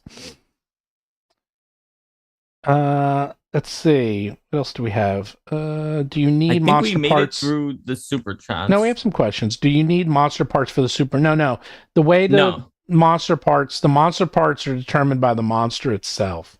So it works on any monster, homebrew, anything, doesn't matter. If you get Battles Your Bestiary, you can see and it explains how it works. So don't worry about that. We take care of I know a lot of people have seen other monster part systems where it's very specific and it's like, you need an owlbear's claw to make this. That's the only thing that you can use to make the owlbear claw talisman. I know it's not exactly that, but we do not do that. It's very much like, oh, is it a fire monster? It can do the fire thing. And given that you have to have at least one of the 20 elements in your creature for this contest, it's guaranteed that if we add those other imbued properties that are missing, that it'll work for at least one imbued property. Let's see, someone was talking about collecting Eldamon hides. You can't collect Eldamon hides because they would phase. They'd go out of phase. You can't do that. So it's not a possibility. So don't worry about that. Yeah, we wanted to get rid of the whole thing from Pokemon of animals beating each other up and just mercilessly harming each other. So these weird spiritual entities that are out of phase are just kind of getting depowered. They're not bloodily tearing each other apart. Yeah. So that's not even a possibility. So don't worry about that. So someone was wondering if you would have to recuse yourself if they submit a creature modeled on you. No. How would I know it's modeled on me? I mean, if it was like the time you asked me to test the system before it ever happened in the first contest, and it was the Glicker Ghoul, then they might know that it was modeled on you. Yeah, but we have rules against that. You can't use proper names like that. So you can't have so the Glicker Ghoul was an illegal entry. Yeah, you'd be disqualified. That was back when one of the main things you and I talked about was you saying that our audio on Arcane Bark needed adjustments. So I gave the Glicker Ghoul a weakness to sonic damage and a big bonus on auditory perception. Although I will tell you, someone who is in our books, Jess is in our books. I don't know how that happened. I sent you that picture. Somehow one of our artists created Bolfu, who is she Gatsugori? Yeah, she's Gatsugori. And it's funny, the picture looks exactly like Jess. It's kind of creepy. I don't know how that happened, but you got a portrait of yourself if you ever want to use it. I remember I'm a prolific muse. Yeah. There's an NPC in Game Mastery guy who looks startlingly like Lou, who's one of the editors at Paizo at the time. It's just whoa, this is uncannily weirdly similar looking. Her name is Karanda, and she has blue hair. It's exactly I can't even believe it's so creepy. It's exactly the same as you. And even how your lips look separate and everything, it's so uncanny. Well, I know that you didn't give any reference art for that. You were just do a fairy. No, it's also the only one we actually have two illustrations. I don't know. We got a full body and a picture of her chewing on bamboo. So. So you got two pictures you can use as reference. I mean, Jess, do you ever chew on bamboo? Is that something you do? No comment. My favorite snack. Hey man, you never know. There was a question is that someone wanted to know is could life and death elements work together in your book? I think that they could. One thing that you need to pay attention to, and if you look at the descriptions of the elements on the site, which it tells you to do, it will say, is that this is the elemental death in the sense of the actual cycle of life and death in the natural world. So one of the things that I'm expecting to ding a lot of people on who don't read it, where it literally says do not submit an undead for the death element, You can feel free to submit like a burning undead for the fire one or anywhere else. The death is about you actually dying and not sticking around past the point where you're supposed to not die. So having a life and death duality creature, I think, would be a very natural creature. It may be one that like changes phases. Like I think we had a Kawakami in Strange and Unusual that is a water one that like gets mad and then protective and switches back and forth and changes its abilities, or one that sort of cycles or can like, I don't know, like maybe heal one turn and harm on the other turn, or there's lots of possibilities for life and death combination. So while we have a little bit of extra time, I do want to ask a very interesting question for Jess. So you are a professional freelancer and have submitted countless stuff to Paizo. So as a professional freelancer and someone who's been published many times, how do you submit your content to Paizo, especially when it has stat blocks in it and you have to submit monsters and feats and items and all of that? What is your process? Because I think people don't understand how important formatting is when you submit things, and how you should really try to keep things as close to, actual layout as possible. Or at least that's what I used to do.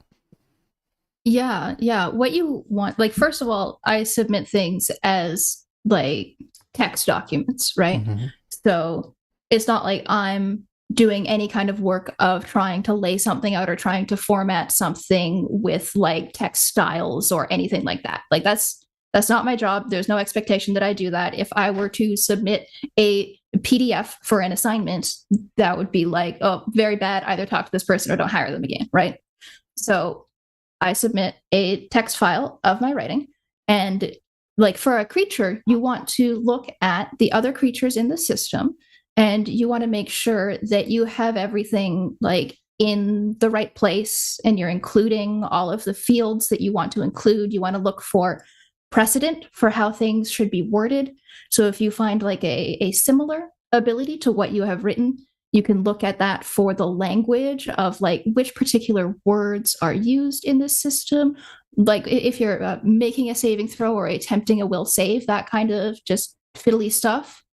There's all sorts of Pathfinder content that has been put out in all of these Pathfinder books that you can look at for precedent of the way that formatting should be, the order that things should be presented in, like the traits, what things are traits and what things you have to be looking at to make sure that you have all of the traits on an ability or a creature that you want. Yeah, the reason we brought it up is because one of the main items that we find with monster entries is that our tool is pretty good and it does a lot of the formatting. It doesn't do all the formatting. And one of the most common items we'll see is they will submit something incorrectly that has a poison, or something that has a trigger and effect, that they don't use the exact wording and there's not exactly correct, that they kind of use a weird hybrid. And one of the things I always say is like, if you want to do something, open up Bestiaries 1, 2, and 3 or Archives of Nessus and do a search, find something that does something very similar, because and it's fine. Don't worry. We're not going to knock points off. If anything, that will give you points. If you're using the correct terminology and the correct formatting, just take out the text and put it in your text. That's the way we want it. It's supposed to adhere to a similar format and formula. We don't want you to reinvent the wheel unless you're literally reinventing the wheel and coming up with something completely unique. So if you're coming up with a poison, guess what? There's templates for that. Coming up with a disease, there's templates for that. If you're coming up with triggers and effects, there's templates for that. Don't try to do something outside the norm. Use exactly what you've seen in the past. That will immediately differentiate the platinums from the golds from the silvers right there. Because the platinums and grand come in almost ready to go. They still need a little bit, but almost ready to the point that they could almost be copied and pasted right in. And yeah, if you have a PDF copy of the bestiaries, the symbols, like the reaction symbol, your PDF reader will recognize that as text saying reaction, so that a screen reader would be able to read it. So if you search your PDF for reaction, you will find creatures with reactions, and you can read all of those reactions to get an idea of how reactions are written, how you phrase a trigger for a reaction to make sure that the correct thing is what's setting it off. Mm-hmm. And so anytime you want to write like a free action or a reaction or something like that, just make sure that you are looking at existing abilities of that type in the system to see what language is used, how the triggers are phrased. Like that is incredibly important to do. Yeah, and Stephen and Jess are exactly right about formatting. But I will also say that I get that it can be challenging. It can be a little tricky. The tool is amazing. It does a lot of things for you, and it does a lot of things for us in terms of it gets things in the right format. You don't have to worry about styling like a freelancer would have to if they were submitting it to Paizo, any of those things. But having developed from the end of being like the company that's receiving from freelancers now probably around 1,000 monsters during my career, a lot of monsters. I will say that the tool, developing on the tool has shown me that I have empathy for you if you're letting a few small formatting things through, because it's a little harder. It takes a little more effort. You can do it though still, but it's because you're dealing with a tool now. It's not sort of going directly into the text that you see and making an adjustment. So be sure not to just change it in the tool, but to go on the right side where it previews what the stat block will look like and make sure it looks like you think it will. That's a big thing that I think it's very tempting to do. And even when I'm developing monsters, I want to get through more in a day. It's tempting for me to develop them when I'm using this tool in the tool. But you can miss out on the fact that the order of your abilities aren't alphabetical because you're not, or in the correct defense versus offense block, because you're not looking at them in the block. You're looking on them on the tool where they're just all in whatever order you put them in, and then you click a drag down to say offense or defensive block. And so be careful about that. That's something that when I first saw submissions before I actually wrote using the system, I was like, why is this mistake happening all the time? And then when I used the system, I said, oh, okay, if you don't look at the preview, that's an easy problem to make. So definitely look at the preview and do a little edit pass on the preview to see if there's anything that doesn't look like you think it should. This is Rao asks, what tool is this? This is the monster building. If you go to rpgsuperstar.com and you sign up, there's a big button in the upper right that says create a monster, and that's how you create a monster. How it works is you create monsters. You can create as many as you want, and it just saves them in your personal account, and then when you're ready, you can submit them. And the RPG Superstar tool, it has all the tools on the left side and then a preview of the monster on the right side. So that's the tool we're talking about, is just the RPG Superstar Monster Creator. And one thing I would say order of importance of what I look for is, first of all, obviously, if you're using kind of the right terminology for especially well-used items like diseases or poisons and such. Second is alphabetize your abilities, okay? I can't emphasize that one enough. Your abilities are supposed to be alphabetized within the section they're in, whether it's offense or defense or what's it called? Not reaction abilities. So within those sections, they're supposed to be alphabetized, and you can do that. You can change the alphabetical order. After that, it's the other one but even we find this tricky is making sure your offensive and defensive and reaction abilities are in the right location. That can be tricky because sometimes there's a little leeway. I'm pretty lenient on that. Not that I'm an official judge. I actually just run the contest, but that is something we do look at because those often get reordered by us in the end because certain abilities can go either way. And then after that, I don't know, spelling. You should make sure you're spelling things correctly. That's going to hit you in writing style. What's that? If you're spelling your grammar off, you're going to get hit in writing style quickly because there are things that are in writing style that maybe only the professional judges will notice. But if it's misspelled, all of the first round fan judges will notice that too, and you will lose points in writing style. I've seen it. Yeah. Yep. So we have a few questions from chat, from Super Chat. Rao Tavira, a helpful drow for $5, asks, if you submit a sketch as part of your Superstar entry and it wins, will it be used as inspiration or sent to the artist? So in general, I would say if you think you have a good idea with the sketch, you should probably submit it. I definitely have noticed that, like, when fans are voting for something, if it has a good sketch, that seems to be something that can help build enthusiasm or interest in the creature, and they sometimes get more votes than the ones that didn't have it. Now you don't need more votes; you need higher votes, but even so, that can be good. And if it is sort of, I guess Stephen, you're the one who directly talked to the artist, but I think if they have good sketches, that you might sometimes show it to the artist, right? I use all the I do all the art direction. 98% of the time, if you give us a sketch, I submit it to the artist, and that is what you're going to get. The was it Angratoga, the little guys with shield faces? They sent us beautiful sketches. That's what they look like. They literally look exactly like the sketch. Oh yeah, the Arantadas. Arantaga, yeah. The other one was the sylphs, like the copper sylph, and that was a bad sketch, but it was fine. It was very, very poorly done, but I knew what it was. It was items that are floating. That's the one right below you, Mark. It's the one with someone actually sketched that and said the Smiths. The Smith, SMYF. the Smith, and they said, "Oh, it's like little pieces of items floating," and we're like, "Yep," and we use that. There's one, let's see, I'm trying to look it up. One that was really good sketch, and we sent it to the artist, and the artist basically took the sketch and just made it prettier. Oh, the Gorehead. The Gorehead looks exactly like the sketch that was given to us, and I know the person who won uses it as their icon from now, like on Facebook and everything, because that's how happy they were, because it was a good sketch. So I will use your sketch whenever possible, and that will be sent 98% of the time. Once in a while, the sketch doesn't match up. This is the thing. The sketch has to match up with the creature's abilities.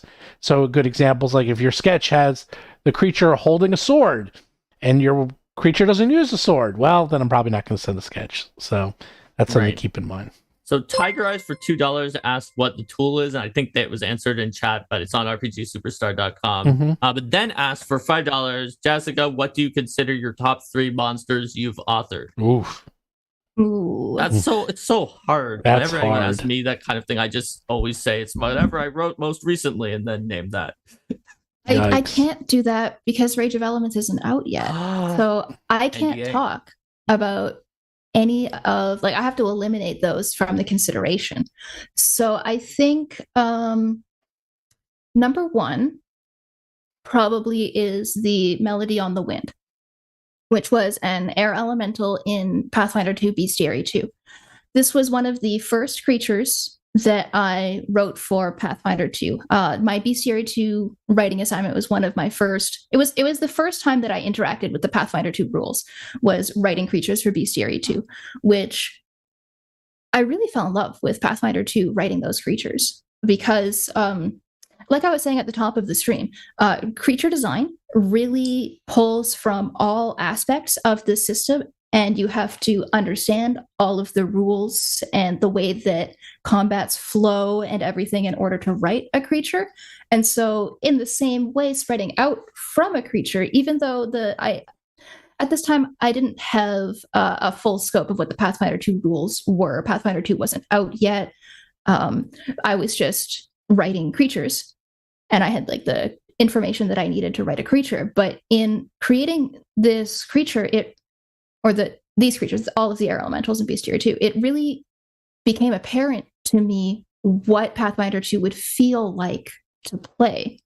Because even though I hadn't played in a combat of Pathfinder 2, designing the abilities for the creature really gave me the sense of what the flow of a combat would be like, because while I was creating the creature, I could see how the action economy would interact. But what my fondness for the Melody on the Wind is mainly about the flavor of it. Like Mark said, elementals, they get so little page space. If you look in any like in Bestiary 1 or in Bestiary 2, the elementals is just like 5 of them sharing 2 pages, right? They have so little space.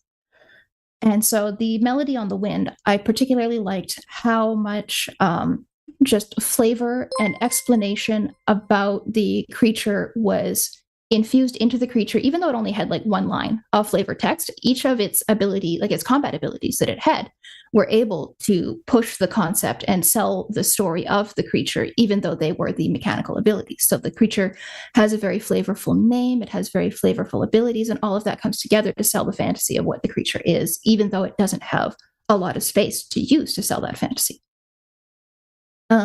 Plus, it's a great example of not competing with itself. It has 2 reactions, but they're very clear when you would want to use each one because they have very different triggers. Yeah. Number 2 is the Skrit, the gremlin that I wrote for the back matter of Strength of Thousands, Volume 1. This is a gremlin that goes into libraries and destroys books and eats paper, and it has like nasty little sticky fingers, and when it attacks you, it has a sticky fingers ability for just how nasty and gross and sticky its fingers are. And yeah, he's a gross little boy. I didn't know you did that one because I was design lead on Strength of Thousands. So for APs, the development lead does the working with the freelancer and all the early stuff. I just came in to look at those monsters and some of the other things. I thought Script was really cool, but I did both of the back matter gremlins, and I did the Spellskine. Oh, nice! Wow. Yeah, the Spellskine, I guess it kind of competes. But it may be like a runner-up for favorite creatures. But it's like the prompt that I had was origami creature. It's a creature that's made out of paper, and it's like the byproduct of a ritual. So it has some abilities maybe pertaining to like the ritual that resulted in its creation and how this paper got infused with magic. And the actually the sidebar of the Spellskine is a really good example of how you can have a creature that has like multiple forms, because the Spellskine's abilities are just for one Spellskine, but then it has a sidebar that gives some examples of like, if a Spellskine were created with this ritual, it might have an ability named this thing, and it just kind of implies what other Spellskines might be like without really going into like trying to stat them up or go too far in depth on them. My number 3 creature is it's the Gliminal. Do you remember the Gliminal, Mark? I do remember the Gliminal. That one was responsible for like maybe almost an entire like person work day between Logan and myself of like, trying to figure out like how it's the implementation of what it does, what we were supposed to tell you in the milestone about like what we were doing for the implementation of like that creature. No, I think it came out fabulously though. So the Gliminal is a creature. It's like a positive elemental plane kind of creature, and so it is full of positive energy, and it is the classic like you get so full of positive energy that you explode and die creature. And so the final way that what it does was implemented, I think, is incredible. And like I can't take full credit for this. Some of the polish that this creature has is definitely thanks to the design pass that it got. Like I'm very proud of what I submitted, but it got just like pushed to where it really needed to be so it would really sing for the final version. And I am incredibly happy with how the way that it fills you up with positive energy until you explode works the way that you would expect it to at the table, while also not being too complicated to arbitrate, which were the two like really cross paths. Like the two ways that this creature and the way that it was being designed were kind of the opposing forces of it, of making sure that it's not too complicated, but that it also sells the fantasy and feels like you are being healed to death. And that's the kind of creature that is hard to get right. And that if we had given to a less experienced author, we honestly might have needed to like Steven said at the beginning, sometimes you've got to like start from scratch. But you had something that was solid as a foundation that we were able to put it through its paces. Like you said, Logan and I, even after the end, we then had a really long discussion about like, okay, but what about this small change? What about this? Well, we could put a sidebar about that to kind of explain this other side case of things that people are going to want to do. And it all came together really well, I think. Well, they only asked Jess, so we're done with that question. But now I know we have like almost all the authors of almost all of the Gremlins for PF2 on this stream right now randomly. I think I did the Bestiary 1 Gremlins, so there's a few in Bestiary 2 that neither of us wrote. Well, I didn't do any Gremlins. And Tiger Eyes added an additional $5 with no question because Jess's answers were so good to the question. We have a question here that's not super chat, but I want to answer it. Tygo text Pinero, can we write a satirical creature like a crypto bro or a metaverse mind scrambler? You can, you'll lose, but you can. Don't do that. Those lose right away. It breaks. There's some that have survived if they aren't too meta. Extremely rare. It's like the Frenzied Trash Fire. Yes. Because it's not too meta. It really is an element that's made out of like this made out of burning trash. It's a burning trash elemental. It could be a fire elemental. It makes sense in the setting. Yes. There's definitely one even that made it to the judges past the public voting round that turned out that it was like a pun on like some company and was making fun of them or something like that. And Luis figured it out during judging, and so he was like, "Hey, Mark," I brought it to Steven, and we were like, "Oh, yeah. Okay, yeah." So we will get rid of them if they are like a direct reference to something, and even if they won't make sense, like Crypto Bros. Yeah, that won't make sense. Like I know that you could. There's a time and place for that. Like the game going under where they have the level it's like a roguelike, and one of the levels is a crypt of like necromancers, and there's like a lich who's the head, and they are talking about cryptocurrency there, and it's just sort of like making fun of capitalism. But that's not necessarily going to work well because it's not going to fit in with the setting. I think. That's all. Actually, yeah. I mean, put it this way: can you make a satirical monster? Sure. It has to fit in with the setting, the theme, the feel. Like as long as it works, it works. And we have a couple. The Trash Fire I forgot about, but the Trash Fire was actually really well written. Like I'm like, it's literally a trash fire. Does that make it satirical? Not really, because that is a real thing that exists. So it's actually kind of a fun monster. I think what you really want to do to hit at the point between the satire and the humor that you're trying to convey versus the seriousness of the rules. Like definitely look at the dungeon archetype, the dungeon ancestry, because that definitely yours that hits at the intersection of being like a satirical ancestry while also taking itself seriously within the context of being a real ancestry. And so that is the way that you can have your joke or like your joke sidebars about the litigations of the wizards when you combine the dungeon and the dragon in the same location, right? Like that's obviously a joke. That's obviously a piece of humor and a reference to the real world, but it's also written in a way where it takes itself seriously within the fiction. Wow.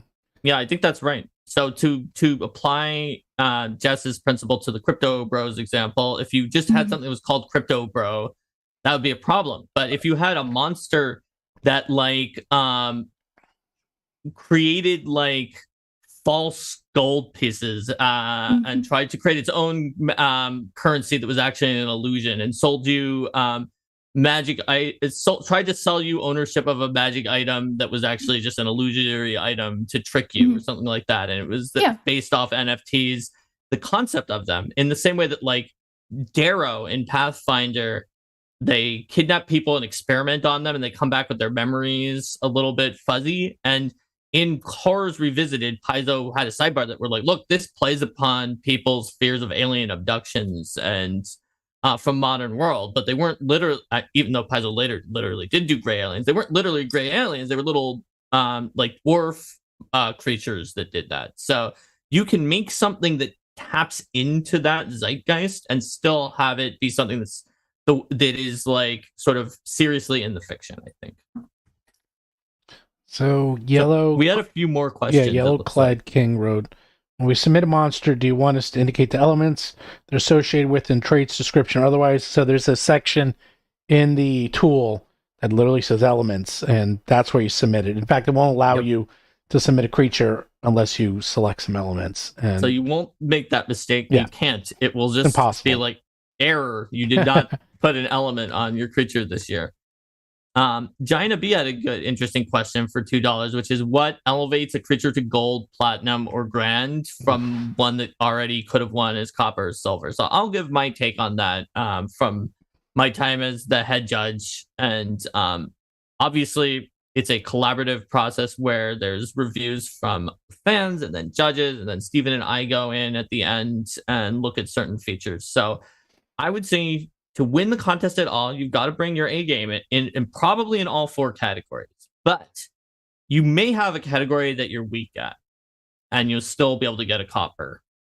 You may even still be able to get a silver while being weak at one category if you're really, really strong at something else. Let's say you have an amazing concept, the abilities are really well done, but like your writing style has some issues.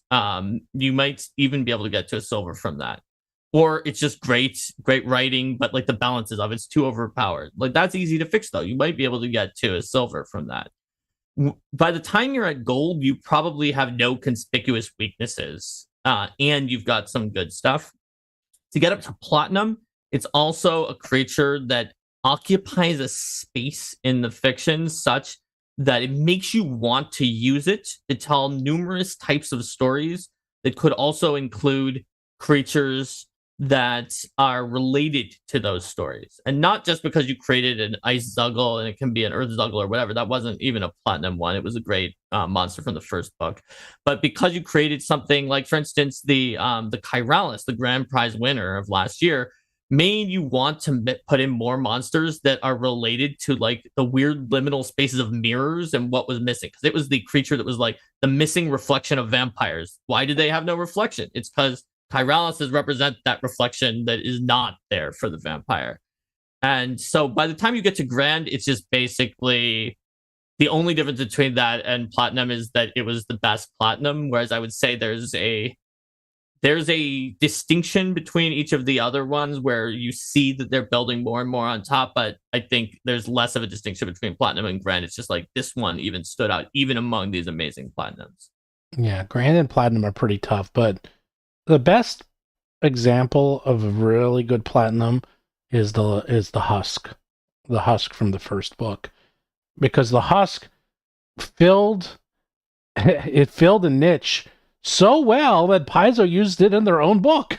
That's how well of a niche it filled, which is blighted plant creatures. Yeah, corrupted plant creatures, which it's like kind of like an undead. It's not. We say it's not an undead plant creature, but it kind of is.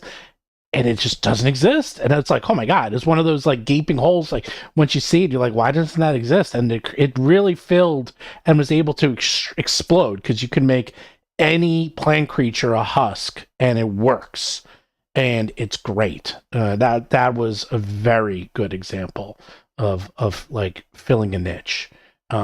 However, it was also well written, well executed. Like it was the whole kit and caboodle. It wasn't just a good idea, because I'd say all the monsters are good ideas, copper to grand prize, but it's just a little bit extra. It's just a little bit more. It's hard to put into words what it can be, exactly what it is, but it's almost like if it really gets your imagination going and you're thinking about it and how you can use it in your game, and it can be used in multitudes of ways. I think that's, what really makes the top winners. So, do we have any other questions? Let me see.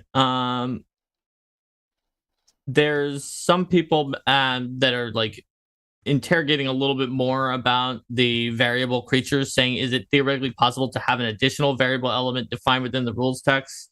For example, keying off of a GM specified spell scroll it has as treasure.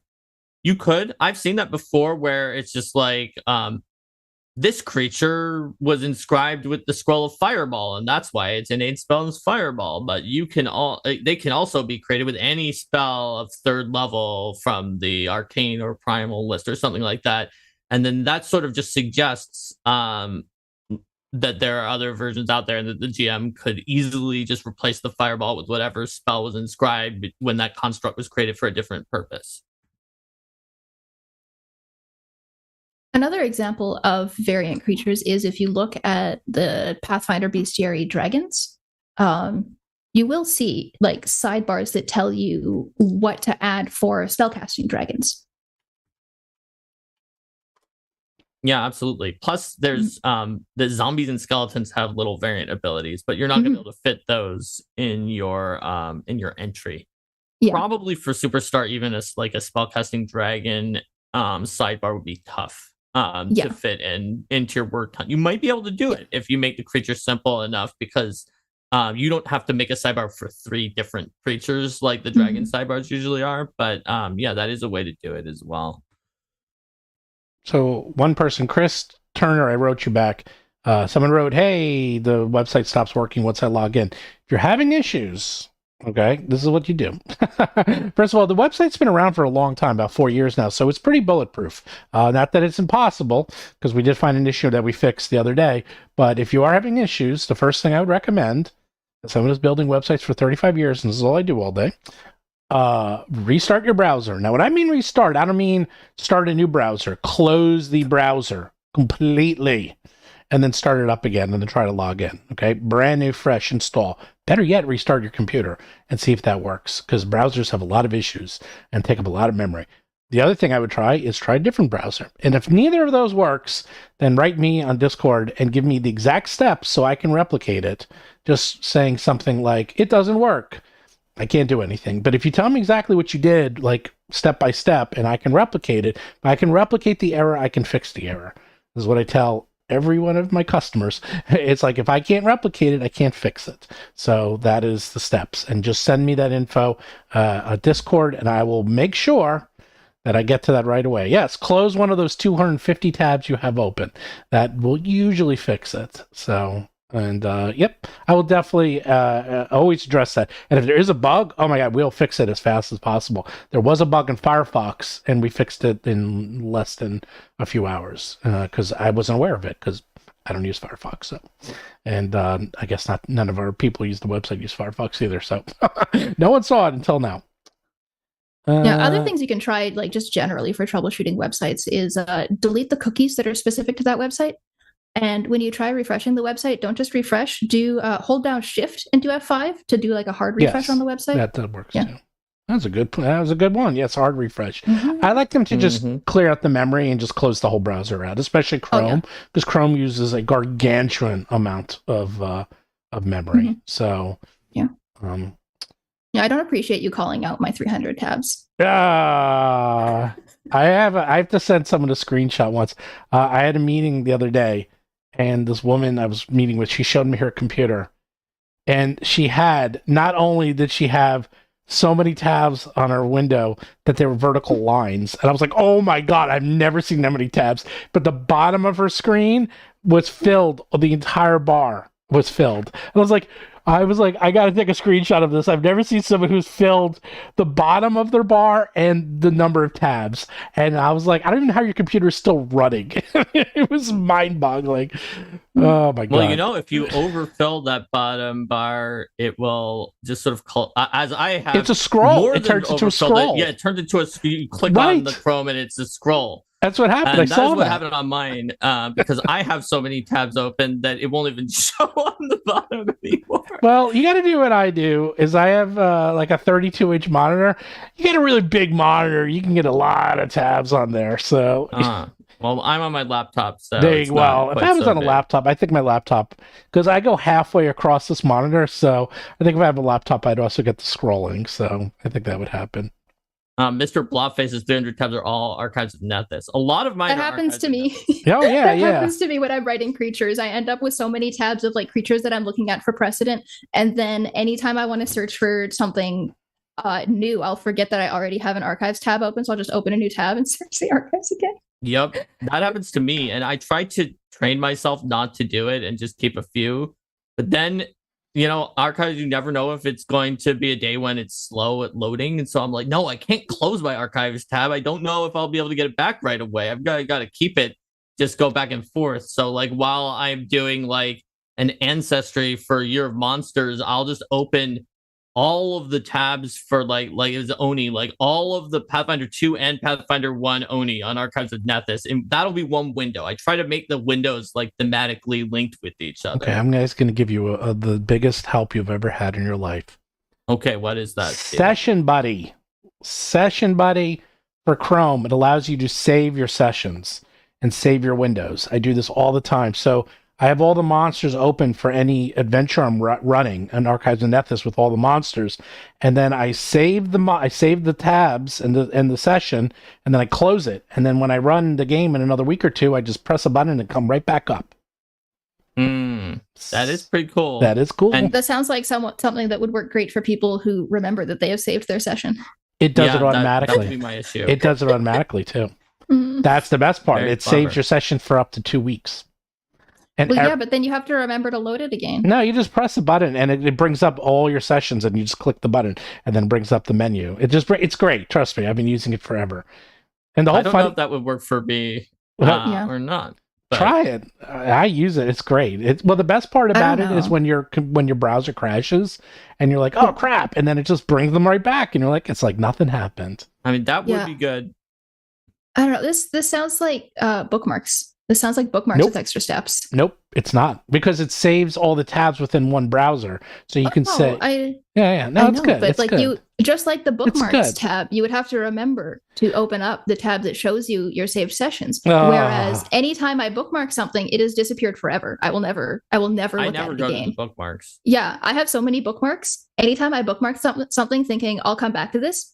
No, it has gone into the bookmarks. It is gone forever. I will never see that website again. Maybe I'm more organized because I only have like 4 or 5 sessions saved, and they're all for my games. So what I'll do is I'll save the games, and then when that part of the game, if I'm chapter 2 and chapter 2 is done, I delete it. Deletion. It's amazing. And then I do chapter 3. Then when chapter 3 is done, delete it. So there you go. So I think I'm a middle ground, and I'm just very excited we have Jazz on the show, because I've never been a middle ground for use of tab before. I've always been the extreme in the just word direction. But because I will at least remember when my computer crashes or I have to close, I will remember to go to my history to get back the tabs that I think I'm supposed to have from before. So at least at that point, I will get them back. And so that feature that Steven mentioned did seem like something that could be good, because I do worry that it's not going to remember them in history or something like that. Oh, no, it remembers all of them. Just freaking load it. If you don't like it, get rid of it. I'm normally like Jess, where if it's not an open tab right now, I will never remember it again. Yeah. And people don't understand that for me. And it's just like, this is part of I have a really good memory. If you ask me, if you ask like trivia question styles, like what was the name of this creature? I'll be like, oh yeah, I know what that is. But if you tell me, but like remembering that creature existed at all before you ask me what the name was, that I will have trouble doing. So then the tabs sort of help me as like what do you call objects that stand for something in your memory, like those little objects people brought in that movie about dreams to like help drown themselves. It functions like kind Inception? of that. Yeah, like in Inception, where they brought they had like the little objects that they could focus on. That's what my tabs are. I'm blanking on the name they called it. I know what word you're talking about, but I can't remember. The focus, maybe? I forgot what they called them. Yeah, maybe it's a focus, something like that. That's what my tabs are for me. They help ground me and to remember that thing exists. Oh yeah, definitely. It's the ADHD. So Tiger Eye said 3 monitors, 27 inches each, helps with tab issues. I got 3 monitors right here. I always have 3 monitors going. So I don't know. I can't even. It's hard for me when I actually work on my laptop. I have a portable laptop. I have to bring that monitor with me. I have to have at least 2. If I can't, it's impossible. So. Oh wait, Tiger Eyes Road. Now Stephen and Mark, the top 3 creatures you authored for Pathfinder. Yes. So we get to participate in that too. Well, Stephen, your number one was the Rook that got cut. Wait, hold on. Let me right? get them That's the what you session said. buddy. I'll give you my answers, but you're not going to be Stephen's so a session happy. buddy. I'll just say it's whatever the 3 most recent monsters I worked on are, but now I don't remember what those are. I was looking them up while Jess was going. Here we go. Here's session buddy. It's been a while. Okay, I know it mine. must be from Mine are Mystery easy. 3. I haven't done a ton. I also have done a lot of Starfinder monsters. Yeah. You're not going to like my answer because 2 of the 3 monsters were never published. All right. So my number 1 favorite monster of all time is the Rook, which was never published. And even though the artwork was made and the half page was made, and it was fantastic, it was awesome. It was my favorite monster, and I loved it. And they cut it for space, and I'm still angry about that. The other monster I wrote is the bogey, the bugaboo, and the boogeyman for Legacy of Lost Gods. That was the only family of monsters I ever wrote, and that was awesome because I had to invent, because it was like, okay, come up with the boogeyman, but then come up with the other 2, and I was like, oh, ooh, and so I had to come up with this whole like lore of boogeymen and how they lure children in, and then they bring them off into the woods, and then they come back and they become boogeymen, and they sort of are created by abducting children. So that was one of my favorite monsters I created. And if you read it, Mark, you should read it. It's so my style of writing. I have read it. What AP was that for again? Pathfinder one. What is that? Legacy of the Lost Gods. It's one of the first ones. Yeah, it was for Extinction Curse. Extinction Curse, yes. But not the first volume of Extinction Curse. No, right? no. But it was so later on in Extinction Curse, Stephen Radney McFarland had left the company, and I took over for him as design lead. So I did see some of the later monsters in that one. I had a surprising number of APs that I was like the also ran person who also did things on, and very few that I was actually in there on purpose from the beginning on before I left, because I would just be like, I'll pick up for the person who left. Jess, do you notice this, that like when I read my own monsters, they're written in, like, I always write in the same tone, like my voice, like I can always tell when it's mine. Even I'm like, sometimes like I'm reading, I'm like, what is this? Oh yeah, I wrote that. I can tell, not because there's no authorship on these monsters, so I could tell by just reading it. I'll go, oh yeah, I forgot I wrote that. That sometimes happens. I can't tell when something comes out that I wrote in. I will like if I go back and I look at my section published, sometimes I will read it and then I will find something and I'll be like, "Ooh, this sentence is so good. I love this sentence. It must have been added in development." And then I will check what I submitted is just right there. I'm exactly the same. I was actually going to say almost the same thing, which is like my best sentences I just assume were put in by the designer or the editor or something like that. Because just occasionally I come up with the sentence that I actually like later on. And I was like, that was probably put in later on by James Case or Mike or Logan or one of the editors or somebody. And then I was like, no, I actually included that sentence from the beginning. I didn't think I came up with sentences that I actually like. Well, maybe because I now edit so much, maybe I've gotten more, I don't know, sensitive to the tone and how people are writing. Totems. Was that 3? That's what they were called. Did you give? No, I only gave, one was a family, so the third one. Totems. That explains it. My head was saying totem, and then I was like, I'm not going to say totem though, because I don't want to use the word totem incorrectly if it's not the right word. Yeah. The last one was, it was never. It's a bit of a spoiler, so I'm not going to say exactly, but it was never used, and I gave it to Ron, and it was so good. So, okay, in Age of Worms, do you know that? Did anyone play Age or know this stuff? So, in Age of Worms, you go to the arena and you fight in the free city in like an arena game, and you literally fight a worm-like creature. And this creature also can like summon skeletons and stuff. And there's an arena in one of the adventure paths I won't mention. It's supposed to be this huge epic fight.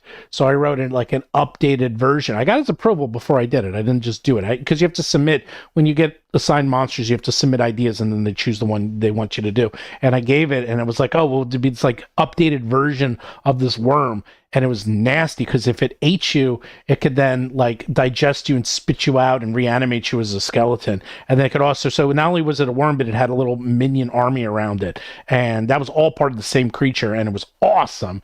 And then they cut it. I'm guessing the adventure went over. That happens a lot in adventure paths. That the adventure gets over and they have to cut back matter. Yeah, paths they cut exactly a certain number of pages. It was, and it did so much, and it was so complex, and it still fit 550 words, and it was awesome. But it was cut. So two now of my best I got creatures. cited for giving a cop-out answer, and for $5, I need to give the full answer, which I was going to get to, but Steven had his list. So I will tell you, my last 3 monsters that I wrote, which are now my current favorite monsters until I write more, I believe are for Bestiary 3, I think. Or no, I guess I wrote Toadstool Dragons for Me? just like for Steven. Yes. So Toadstool Dragons, they're awesome. I wrote some of them for Steven so that we could put them on that Ginny D video and show them to Ginny D how they turned out in the end. Not just for PCs, but I wrote some monster stats in the RPG Superstar creator. Mm-hmm. So I like those. They're very cool. And then in Bestiary 3, I wrote the Steno, and I wrote the Nymphs in Bestiary 3, the Lampads and the Hesperids. I mean, in addition to the Nymphs in Bestiary 1. And I was the one who pitched to make them a family because I felt like they were all very similar and should be a family. It was surprisingly one of the most difficult changes to like fully get people on board for of the things in PF2, just because I had to talk to a wider variety of people than I usually would, who were all like, yeah, that sounds pretty good, but you probably have to touch a person X. So it was like a quest, but I like them, and you could tell that I'm biased towards them because, hey, Stenos and Nymphs are coming out as playable characters for your monsters. So, and I guess so did Toadstool Dragons. So I guess the moral of the story is that when you are the director of game design, you can just biasedly take your favorite monsters and put them out as playable PC options. Trying to find one of the monsters that was cut. So I do have a humble brag. My humble brag is that, you know, they have that half page of art for the monsters in the back matter. Yeah, the one that you were mentioning about the rook. I have always been the half page or the full page of art for my monsters. In fact, there's pretty one. Good, Steven. I know. I don't get to control that. I have no control over that whatsoever. Oh wait, here it is. So actually, I want to mention this. So here's something interesting.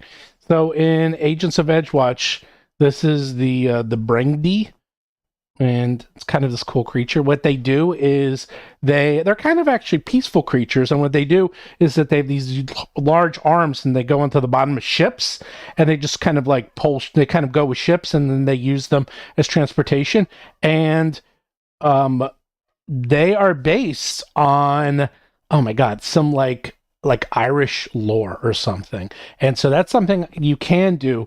I've found out that every single lore-based creature pretty much has been created for Pathfinder or Dungeons & Dragons. It's like, I'd say they got about 98% of them, but this was one that they missed. And I was asked to use like a water-based lore creature, and there's the half page of them.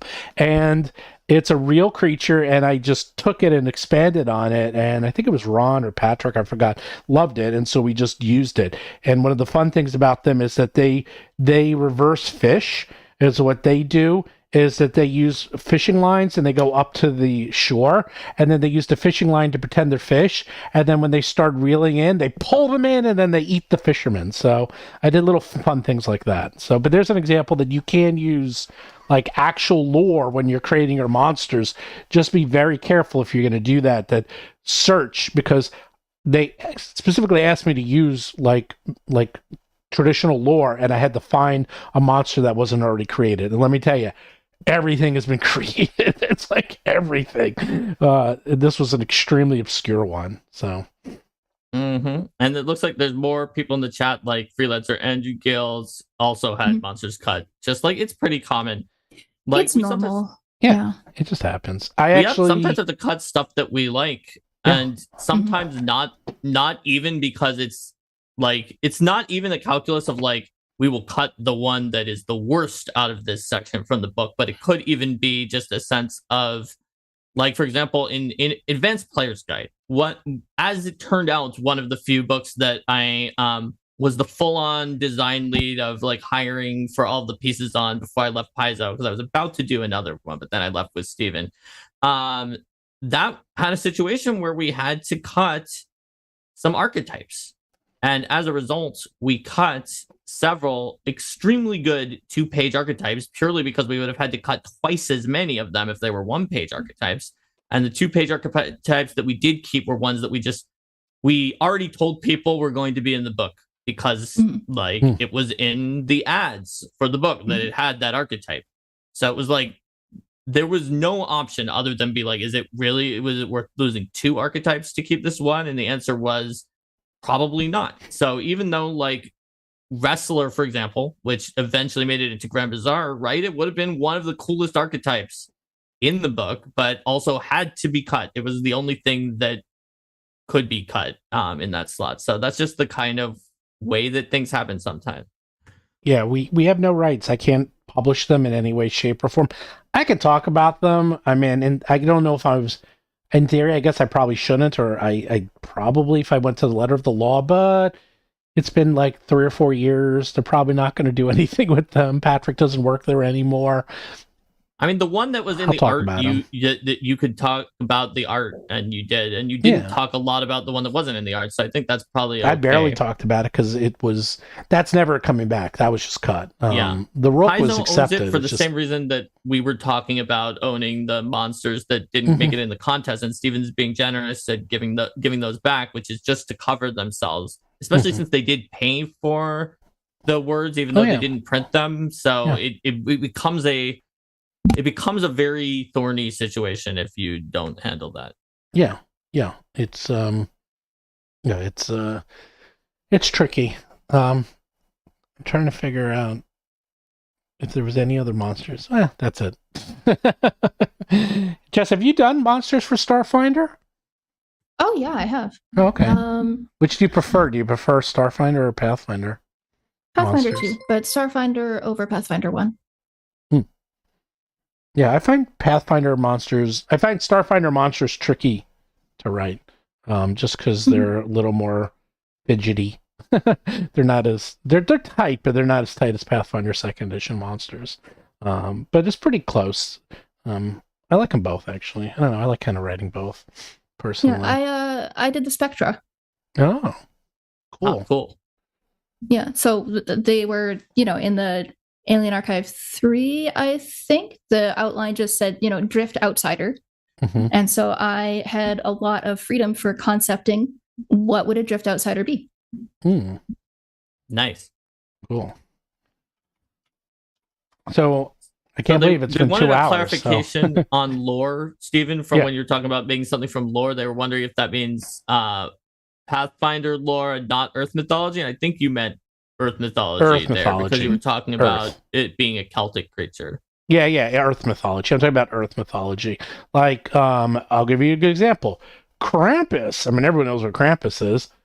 You can't do another Krampus. It's been taken, But you'd be amazed. It's actually, that came up a fair amount. It said I'd be asked to base a creature off mythology, and of course they don't say which, and then you look and it's like, oh, this is a cool done, I'm like, damn, they did there's like nothing left. Like, they have mined that well very, very deep, and not just Pathfinder but Dungeons and Dragons, because you got to be careful, because if you come up with something and if it was done in D&D and not done in Pathfinder, they still might not approve it because it's too close to something that already exists, even though it's a different edition. And so that's something else. Like, you really have to come up with something that just hasn't been done ever, like in any way, shape, or form. There's only one exception, is that if you're coming up with a monster that, that will never happen here, but like, if you're asked to write, I was asked to write the, it was like a Braghart or so. It was one of the existing monsters in Pathfinder, and they asked me to make the Starfinder version of that monster. So that's like the only exception. But we're never going to ask you that, so don't worry about it. So Yeah, so Krampus is done, but do you know what, to the best of my knowledge, has not been done? Santa Claus? The Yule Lads. Santa Claus? I don't know who. No, the Yule Lads. The Yule Lads? The Yule Lads. I have no idea what you're talking about. I gotta look Those this like up. mischievous Icelandic Yes. creatures. Huh.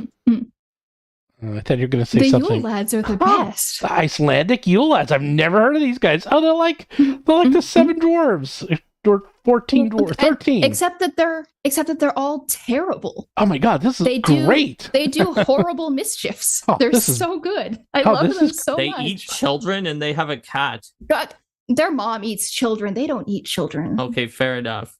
And wow. the Yule cat eats children if they don't receive socks for Christmas. It's called the Christmas That's why you cat. have to give socks. Yeah. Oh my god.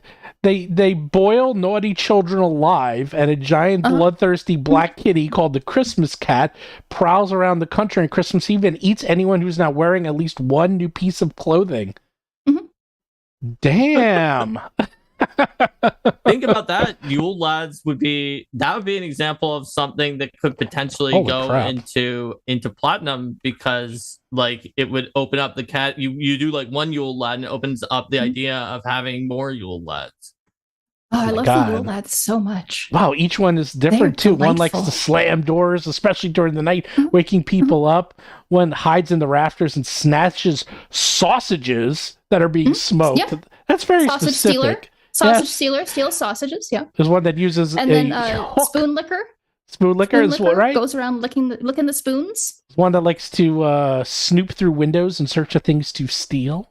So as a designer, I do think that there may be too much conceptual overlap between sausage swiper and meat hook, which both steal meat either via the rafters or with a hook. I feel like just as in a publication that you would be able to distinguish them, but they are very similar to each other. So that would be a significant challenge. They're only similar to each other if you write them in a way where they engage with the combat in a similar way. But there's a lot of room to really push the hook versus the rafters as avenues of approach, right? That's true. Oh, we're going to get 50 Yule Lads in this contest now. Don't do it. Like, Don't do I think Jess is just happy if that happens. Yeah, don't do that. Tiger Eyes. Jess can't enter the contest because she's judging the contest. Tiger Eyes is saying that Andrew Giles and I should publish Yule Lads for Pathfinder Infinite. Oh, yeah. I mean, you could. We could. Yeah, or I could. I could just publish. Someone could. Yes. Yeah. We all could. There could be like 10 Yule Lads books on Pathfinder Infinite. And then you would have the exact opposite problem. You'd have too many. Yeah. Too many lads. Oh, you can never have enough lads. Obviously not. I've never even heard of this. It's like, but that just shows you like how deep lore can really get. Mm-hmm. Yeah. It's like, you're right. I've never. There's so many amazing stories in different cultures that are not like the same few Western. I mean, obviously Icelandic is also Western, but there's a few Western myths that are super popular and that like everyone knows. And then there's a bunch of others from all around the world, including some that are Western myths that just go under the radar and people don't pay attention to. Well, were you big? Did any of you read Fables at all? The comic book? I'm familiar with it. I haven't read it personally, but my roommate really loves it. And so I'm kind of like peripherally familiar with a lot of it. That's a really good. You should read that. It's basically all the fables of all time exist, and they're real. And so any fable ever, and I mean ever, has exists. So yeah, those Yule Lads would exist, and they show up as characters. And the more popular the fable is, the stronger they are. So they even do. It's pretty fascinating because they do get into incredibly rare esoteric fables you've never heard of, and there's multiple worlds, so it's like each world has its own fable universe in a way. And then remember, like they had those TV shows. There was like 2 TV shows out a couple years ago that were based on fairy tales, and that was because Fables, they tried to option it, but I guess they didn't want to pay. They're like, oh, we don't have to pay. We'll just make up our own. And it's basically the same premise. And they did. And there was like 2 shows based on that. So it's very, very, it's finished now too. Those are superb books, by the way. If you ever want to like read something, you'll get into them right away. And it's genius. Really, really interesting ideas in those books. Got Fool Coolio the Brand. RPG Superstar seems monster focused, but will there ever be something that's about player facing options? Because that's where my design interest is at. Well, probably not. I feel like for a contest, it's just for the reasons we said at the very beginning, it's just so much easier to gauge a new author on monster focused design, and also to gauge in a way like for me where I can judge you and figure out if you're going to be someone who can write content that I'm really excited to see and that I can work with easily. Because with a player facing rule, it could be very easy for you to make one small mistake that suddenly makes it so I'd be like, I need to cut this entirely because of the way that it can combine with this other thing from player character abilities that are unexpected. So I feel like it's kind of there's a lot of landmines in player focused design with things you might not be thinking about that can be combined with other things, where the monsters, you don't have to worry about that because they're kind of their own thing. The GM is throwing them into encounters and they don't have to worry how it comes with this one spell and this one archetype and that magic item. I'm going to answer this because I've answered this question in the past, is that someone asked a question. They said, oh, are you going to play Diablo 4? And by the way, the answer is yes, because I love Diablo. And back in the video game world, when I was in the video game world, we used to talk about this a lot, is that the secret of good game design, especially in the Paizo world, is the monsters. And the monsters are very unsung, if you think about it. People are always talking about the classes. That's what everyone talks about, classes and spells. But you always need conflict to tell a story. It is required. And you often have conflict in role-playing games by having monsters, whether they're actual monsters or just NPCs or so forth. So that really monsters are one of the most, if not the probably second most important aspect of any role-playing game. And you need lots of monsters, and you need lots of good monsters. So people don't think about them because they're sort of, so many of them, and they're just kind of an assumed thing. Like, oh yeah, there's just monsters. It's like, yeah, well, you know what? Fight the same monster 3 times in a short period of time. It gets boring. Okay, the first time you fight, you'll be like, oh, cool. Second time, you're like, oh, okay, we know how to beat it. Third time, you're like, okay, next, I want to see a different type of monster. I want a different type of challenge. I want to do something I haven't seen before. And that is why there's so many monsters, and you really want to have a wide variety. And also, that's what you remember. I mean, I couldn't tell you any D&D character other than the ones from the cartoon, but I can tell you all about mind flayers and mimics and doppelgangers and so forth. And monsters are really important. They're part of the core DNA of role-playing games. So I feel like they are player focused. They're not player focused in the way that you as a player can use a monster, but everyone usually buys and usually likes to read monster books. And that's also why for Battles We Bestiary, we put the monster part system in it. So all of our books are divided into 2 segments. The first half is the monsters, and then the second half is the monster part system, where you can then use the monsters to skin them, or it makes them even more player focused. Yeah, it's even more player focused. They're part of your story. Right. So we have both. And think about it. How cool is that people can go out, fight your monster, defeat them, and then use the parts from that monster that you wrote for their sword for the next 2 or 3 years. Okay? How cool is that? So we are very much aware of that our Battles Through Bestiaries are both GM and player focused. So keep that in mind if you haven't looked at our books before. And there's a new bundle for sale where you can get both Battles Through Bestiary and Stranger Than Usual in one bundle, which I just added to the store. So check that out.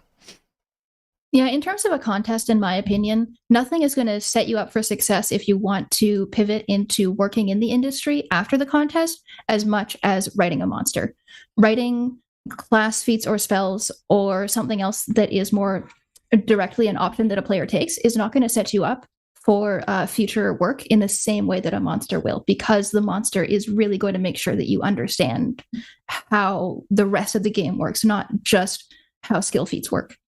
Yeah, and even if you're interested in designing classes, which, by the way, is the very top of the scale, you're not going to get a class. You're just not. I don't care who you are. I don't even care if you're... Paizo just doesn't assign Yeah. freelance classes. Yeah, you just don't get it. Like, it's the very top level, the most complex player-focused items, those are given to full-time employees.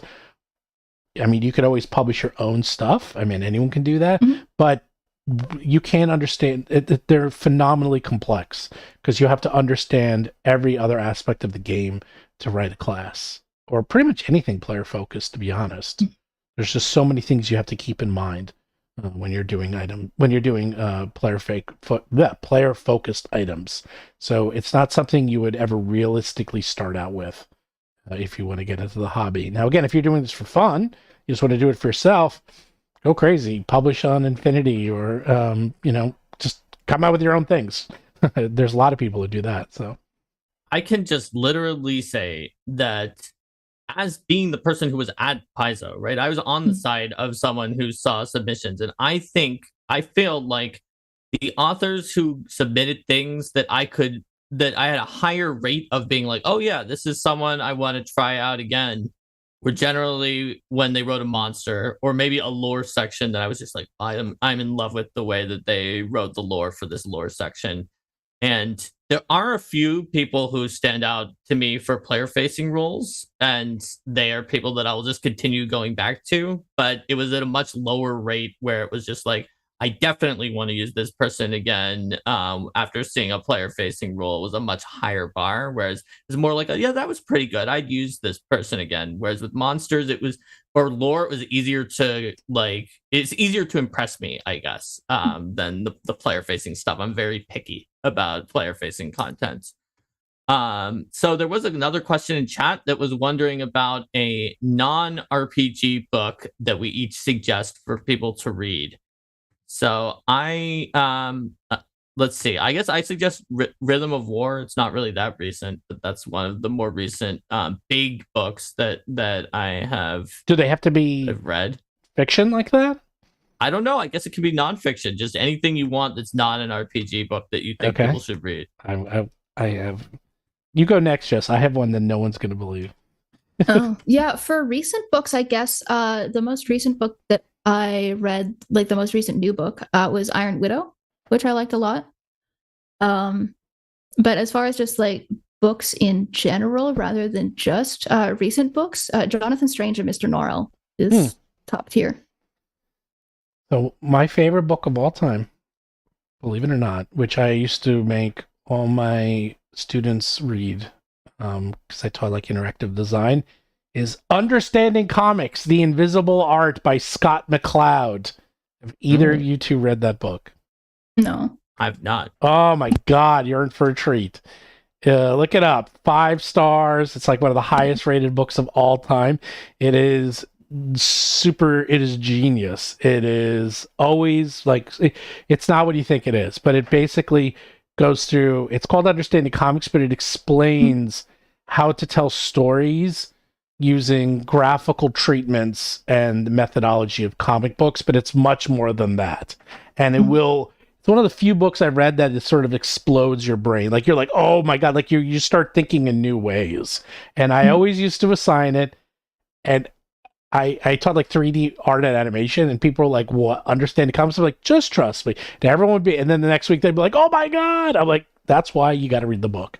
Wow, it has over 100,000 ratings on Goodreads. Told you it's a pretty good book. Ratings. I told you it's a pretty good book. But they only give it a 4, Stephen, unlike the 5 from Amazon. Amazon. It's very, he actually wrote a sequel. The sequel isn't as good. But this is one of them. He wrote Making Comics. It's still good, but not as good. No, actually, I would recommend anyone creative to read this book. It is fascinating. And it even goes how creativity is different in different cultures. It's incredibly fascinating, and it really will help you become a better storyteller, this book. So, and designer, if you're a designer. So, she is Sean Wickett. Stephen is correct. One of the best storytelling books ever written. I will give you the link. How about that? Scott McCloud, he did Mage, which was one of my favorite comics of all time. So let me just give you the link. All right. While you're looking for that, there's a question about what is the level range that's most saturated with monsters, and what level range are you most interested in seeing monster submissions for? So, I mean, I think that the levels that you tend to see a lot of monsters for tend to be like right in the middle is a pretty sweet spot, as well as low but not completely low. Those are like the two local maxima of where a lot of people submit, but that's not necessarily a problem for you because we also got a lot of winners in those areas. I would say that I'm happy to see monsters at any level range, but it can be dangerous for you to pick the highest levels because you only have so many words. And Paizo sometimes will assign those very high level monsters to 2 pages because they know it will take 2 pages. You do not get to do that. And so you're going a little bit on hard mode if you pick a higher level monster, and they may need more impressive abilities, which could go against the thing I said earlier of, oh, you only need a few elegant abilities, and just makes it rougher. And very, very low level monsters, like Steven said earlier about his ooze, like the level -1s. Those can be a little tricky too, because if you in the opposite direction where you can't put in too much stuff, or it's too much for a monster that like even first level characters will fight at them in large groups. So you better be pretty confident in your lore, because that's what's going to be filling out that stat block. And it could be strategic to do a lower level monster if you want to include more lore, and a higher level monster if you want to show off mechanics. But I think that a lot of winners are in the middle. Yeah, I think in order to maximize how much your word count is doing for you, if you want to do a high level monster, is you want to make sure that everything that you write for this creature is like doing double duty. So you don't want to spend too much of your words just writing a flavor description of your creature. You don't have the space for that. What you want is for the name to be extremely evocative. You want the names of the abilities that it has to be extremely evocative. You want to tell the story of the monster and the way that the monster is, and the personality that it conveys through the mechanical abilities that you give it. Absolutely. And obviously you didn't say it again because you weren't going to toot your own horn, but Melody on the Wind, Air Elemental is a perfect example of doing that, because Jess only had literally 2 sentences of lore to talk about this creature. And that is what's in there for lore, is 2 sentences. But the abilities paint a picture, and not by like sort of being filibusteringly long abilities that have 3 sentences of additional lore statements like hidden amongst the abilities, but just simply by giving you abilities that really tell you about the creature. Yeah, I can't emphasize enough. Use your words in the sense, my favorite attack ever is Gelatinous Cube.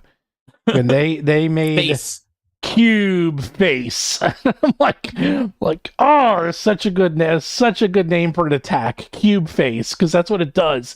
It's in the face with a cube. I remember that conversation because I was talking with Logan, and Logan's like, all right, we're gonna make them all nouns. Why are some of them like bite and other ones are claw? That doesn't even make any sense. It's a verb or a noun. They should all be nouns.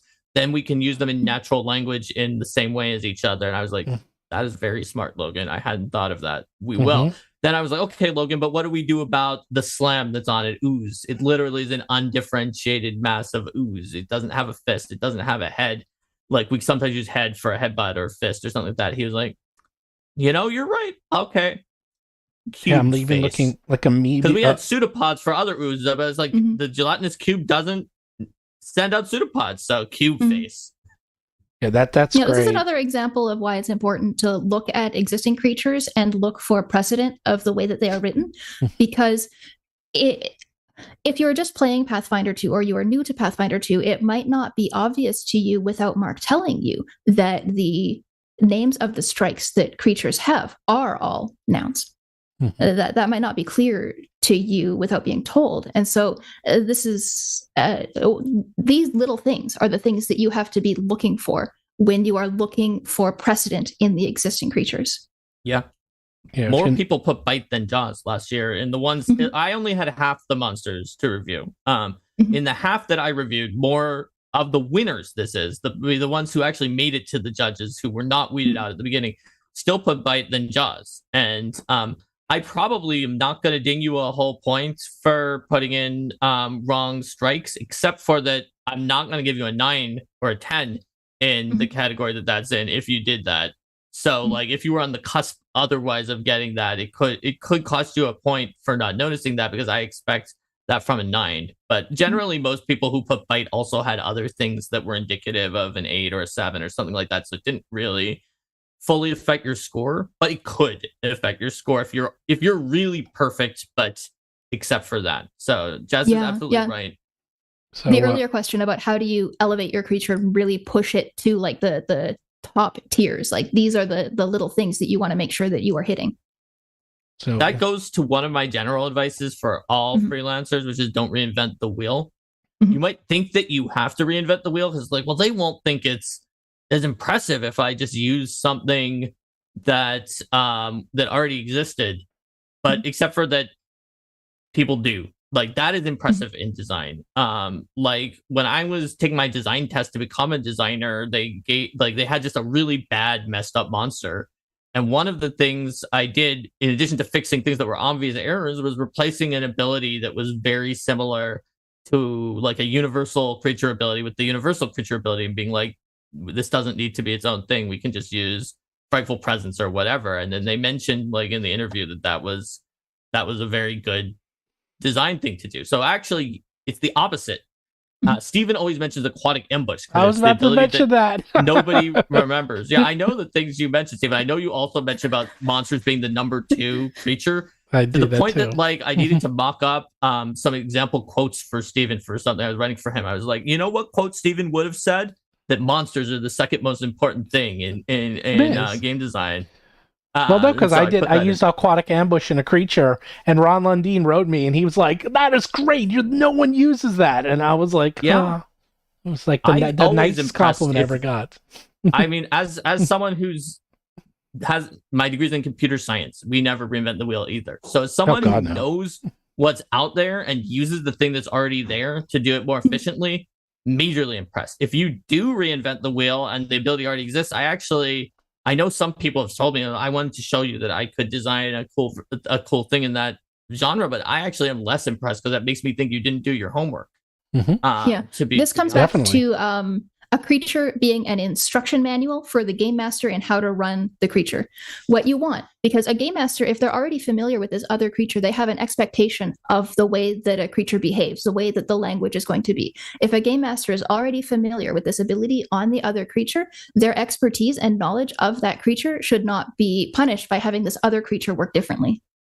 Absolutely. Right. And on the same point, and Jess can back me up that I did this. I was supposed to give a lecture that was only on math, but I gave this tip to monster creators that is on the exact same point. It was not even math related. I was just like, I need to put this out here. This is really important.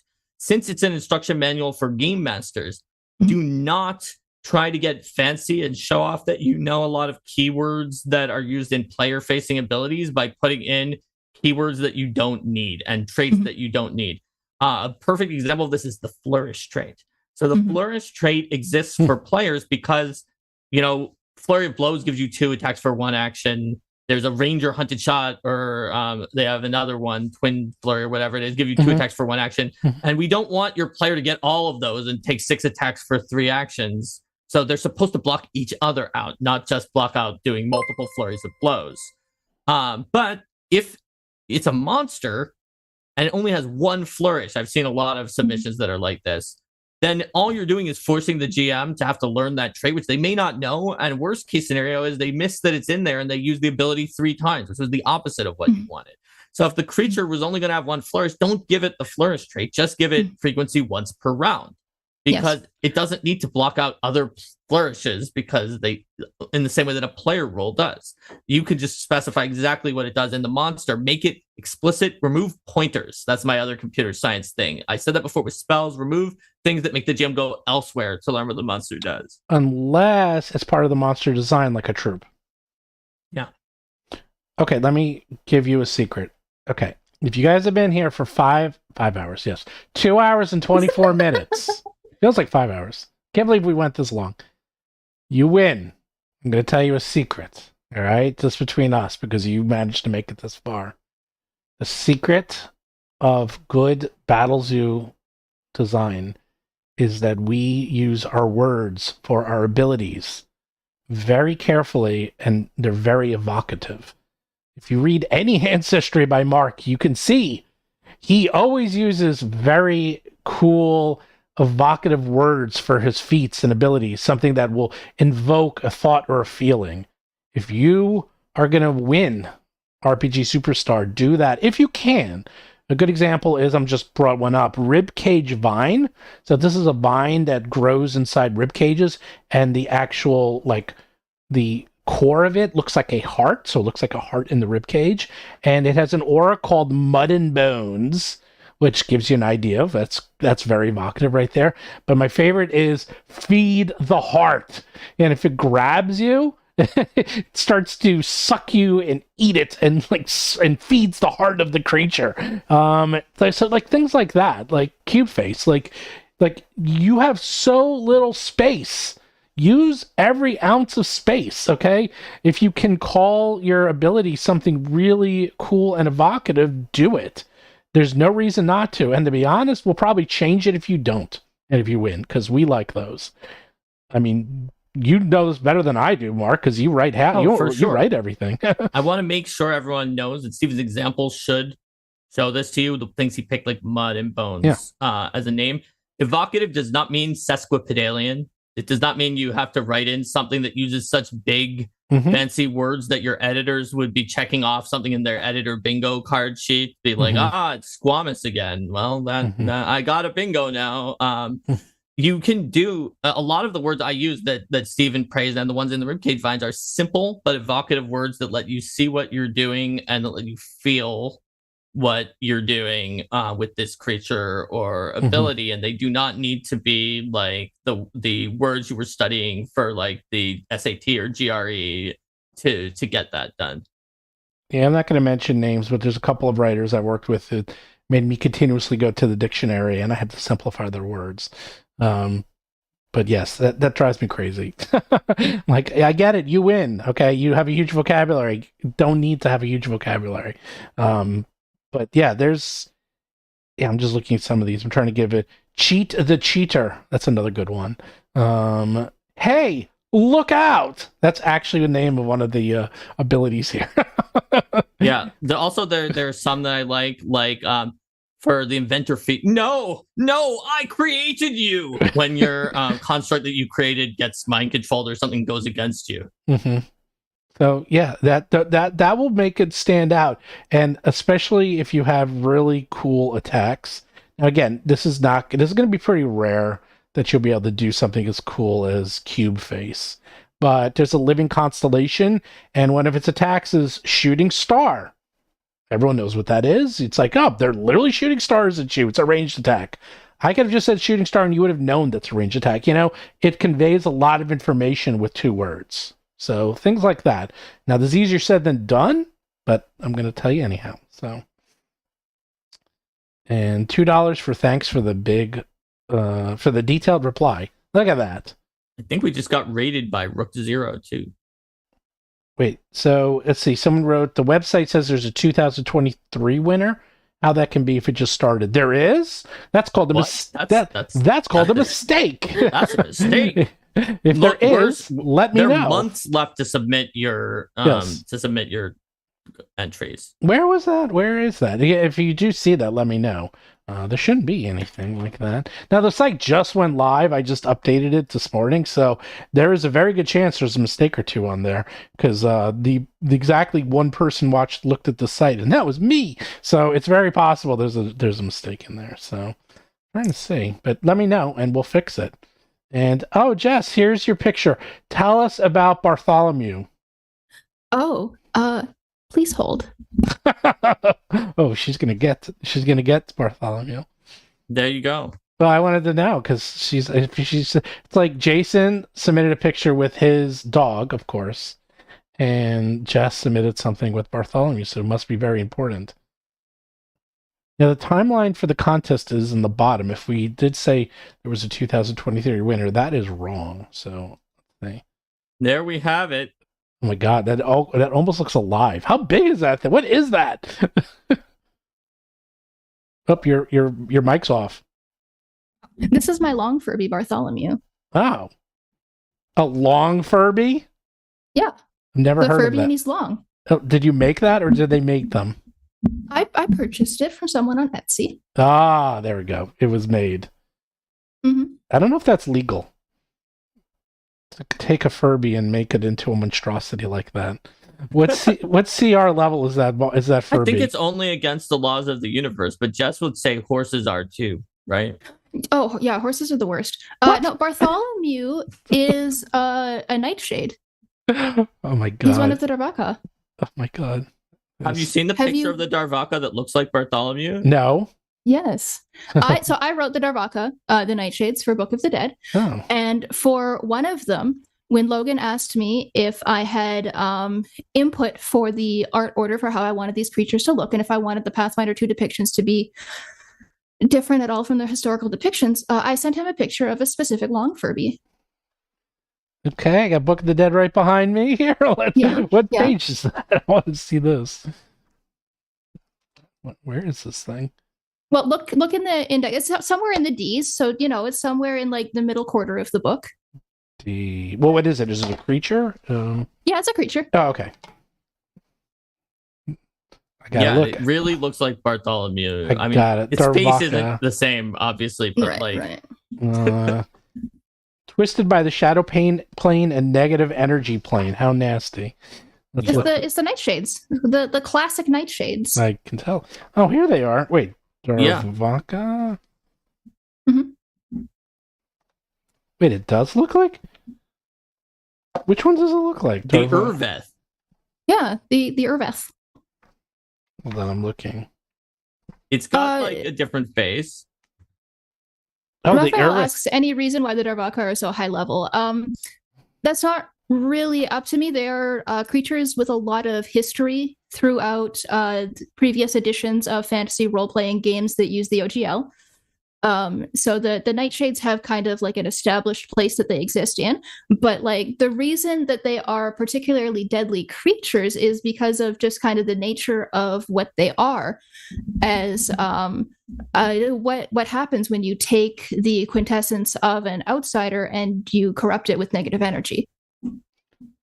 Yeah, absolutely. And when we were making Pathfinder 2nd edition, it was important to make sure that the story from previous editions could still be told. And one of the stories about Darvaka / Nightshade is like the amount to which, for example, Geb, the evil ghost king, is using that, is like storing some of them, including one very powerful one, as like doomsday weapons. So if they were suddenly like level 5 in Pathfinder 2nd edition, it would be a little weird that Geb was using them as a doomsday weapon.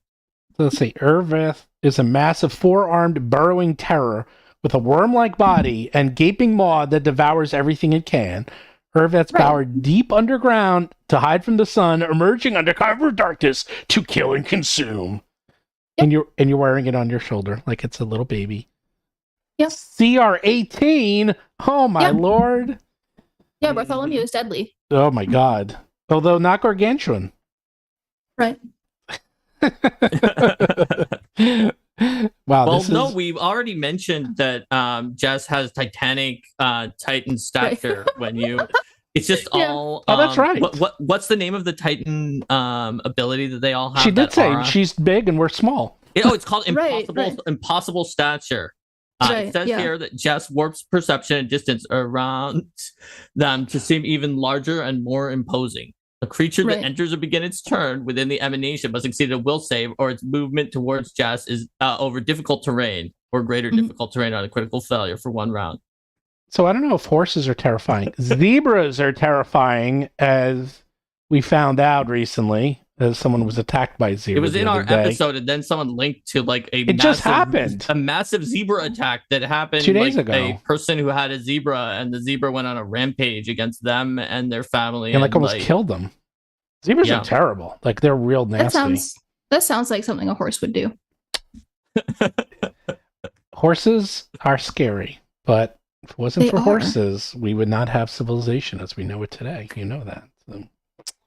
I'm comfortable with the historical role that horses have played as the possessions of humans.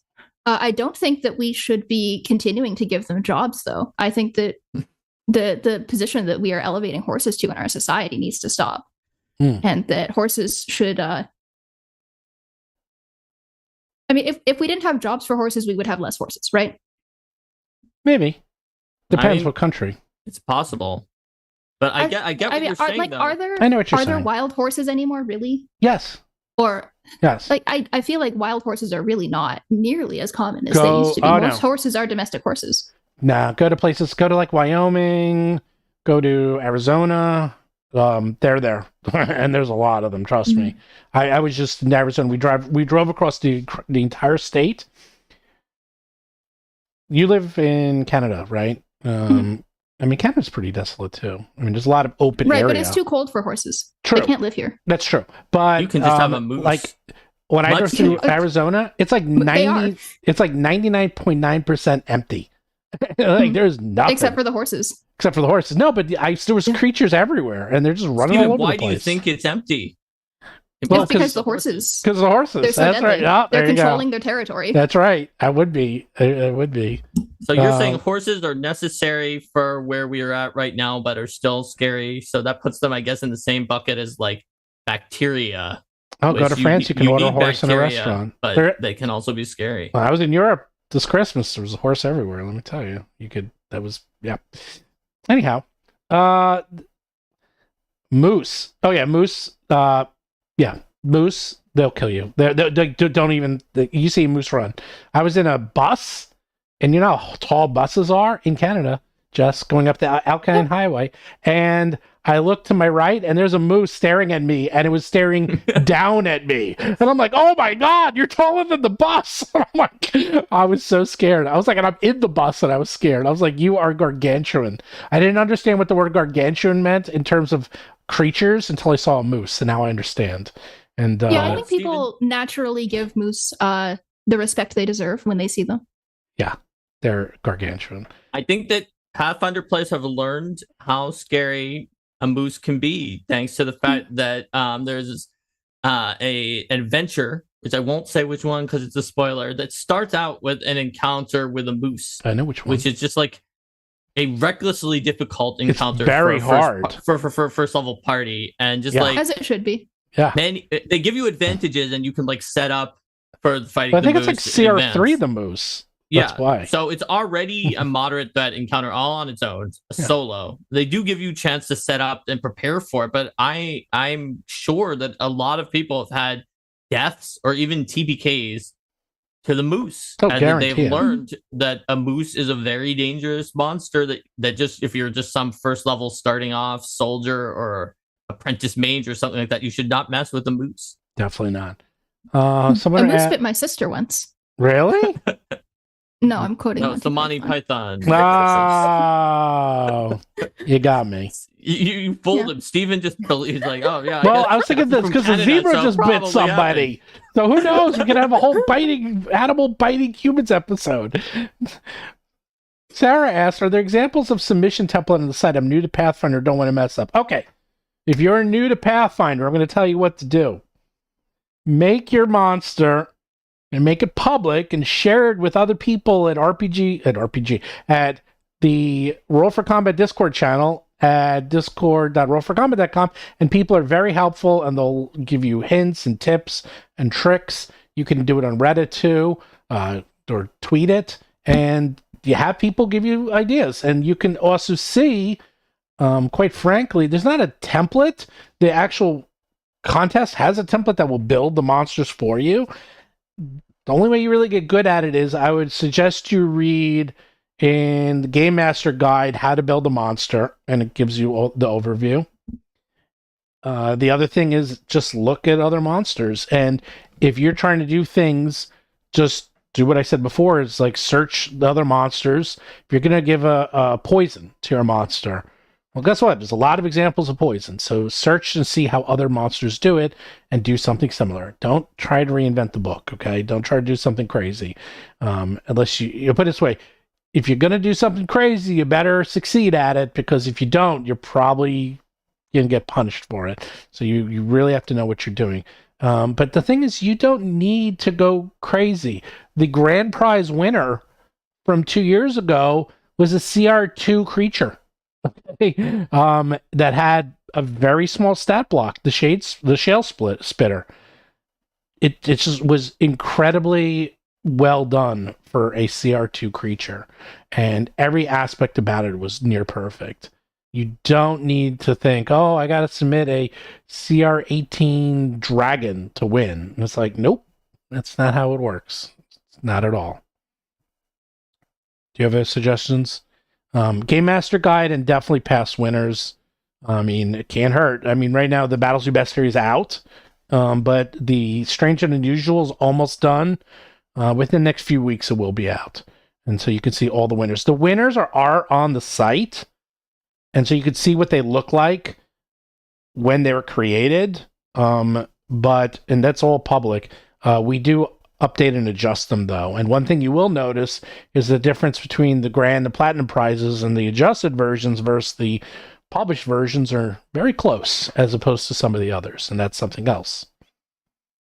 Yeah, if you want examples of how to format and style creatures for Pathfinder 2, just go onto Archives of Nethys, and you'll be able to see all of the creatures that have been published in Paizo books, so all of the official creatures.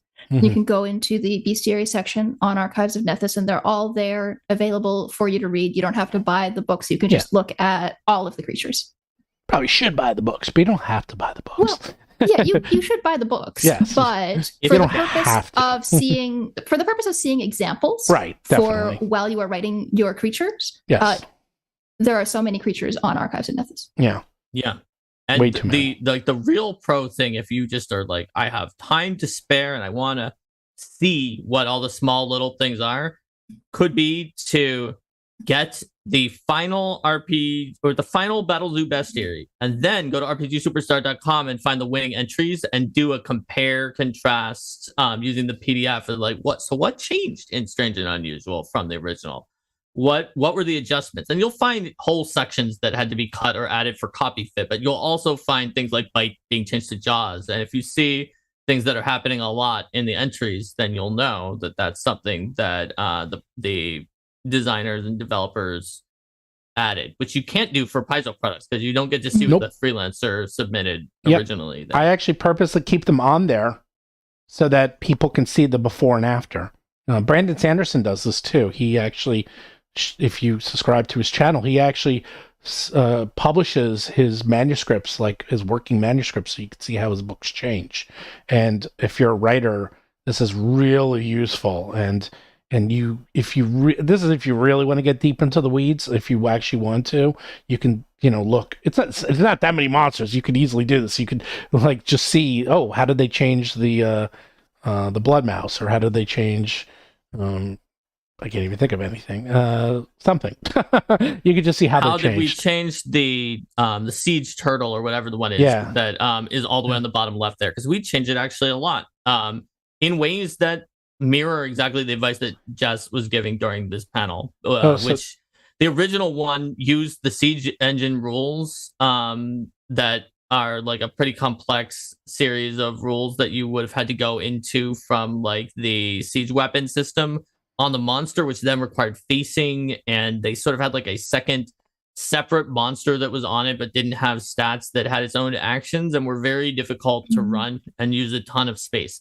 And honestly, if I'd wanted to, it would have fit. They put it in the right number of words, but to clarify it in a way that it was really runnable for the GM in that version would have taken even more space and not fit, while also just being clunky. So it was like drastically reduced to just be like, okay, we're just abstracting away this other team that has cannons. We'll just give it a cannon ability that kind of has the same shape of an area of a siege engine. And then we know how long the reload would have been on those cannons because, I mean, the author correctly had it in there and used all the siege engine rules right. So I just say, okay, for 2 additional rounds, which is how long it would take to reload, it can't use the cannon again because the dwarves are reloading it. So actually, a whole bunch of questions real quick. Let me just answer these fast. Is where can you see the before monsters? I actually just posted it. If you go to RPG Superstar, go to past winners, and all the monsters are listed there. You can click on them and see them. Those are the before. Those are the before. So you can see what they were when they were submitted and they won the contest. And then if you get Battlezoo Bestiary or Strange and Unusual at battlezoo.com, those are the published monsters. So you can see how they've been edited by us. The other thing is Tiger Eyes asked, are all the monsters saved at RPG Superstar owned by... No, I don't know anything.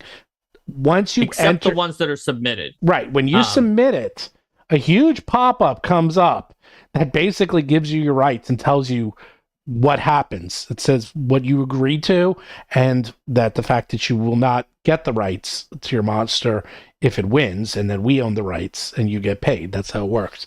You have to agree to that and submit it. So you can't even enter the contest without agreeing to that. So it's not hidden. I don't hide this anywhere. It's right in your face, and you actually have to physically agree to it. So everything else you own. This is just a public site, so don't worry about it. You can make 50 monsters and do anything you want with them. A lot of people use the site just to make their own monsters.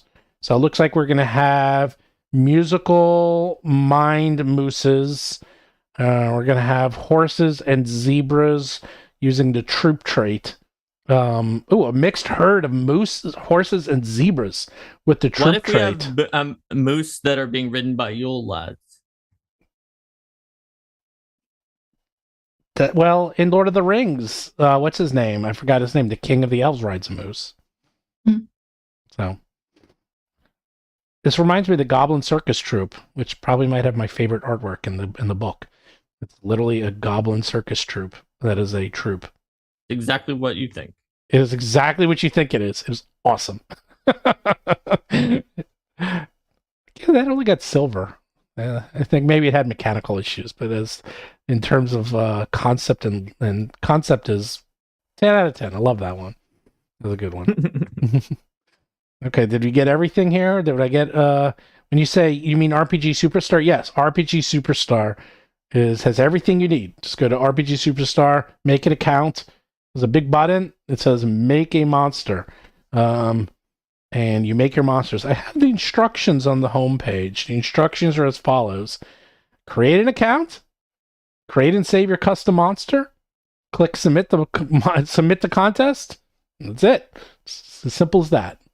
I might have to explain that out. If we were rated, maybe you should give a quick overview again of just what RPG Superstar is. What we're talking about. Yeah, that's true. That's true. We did get rated partway through. Oops. And a few people came in.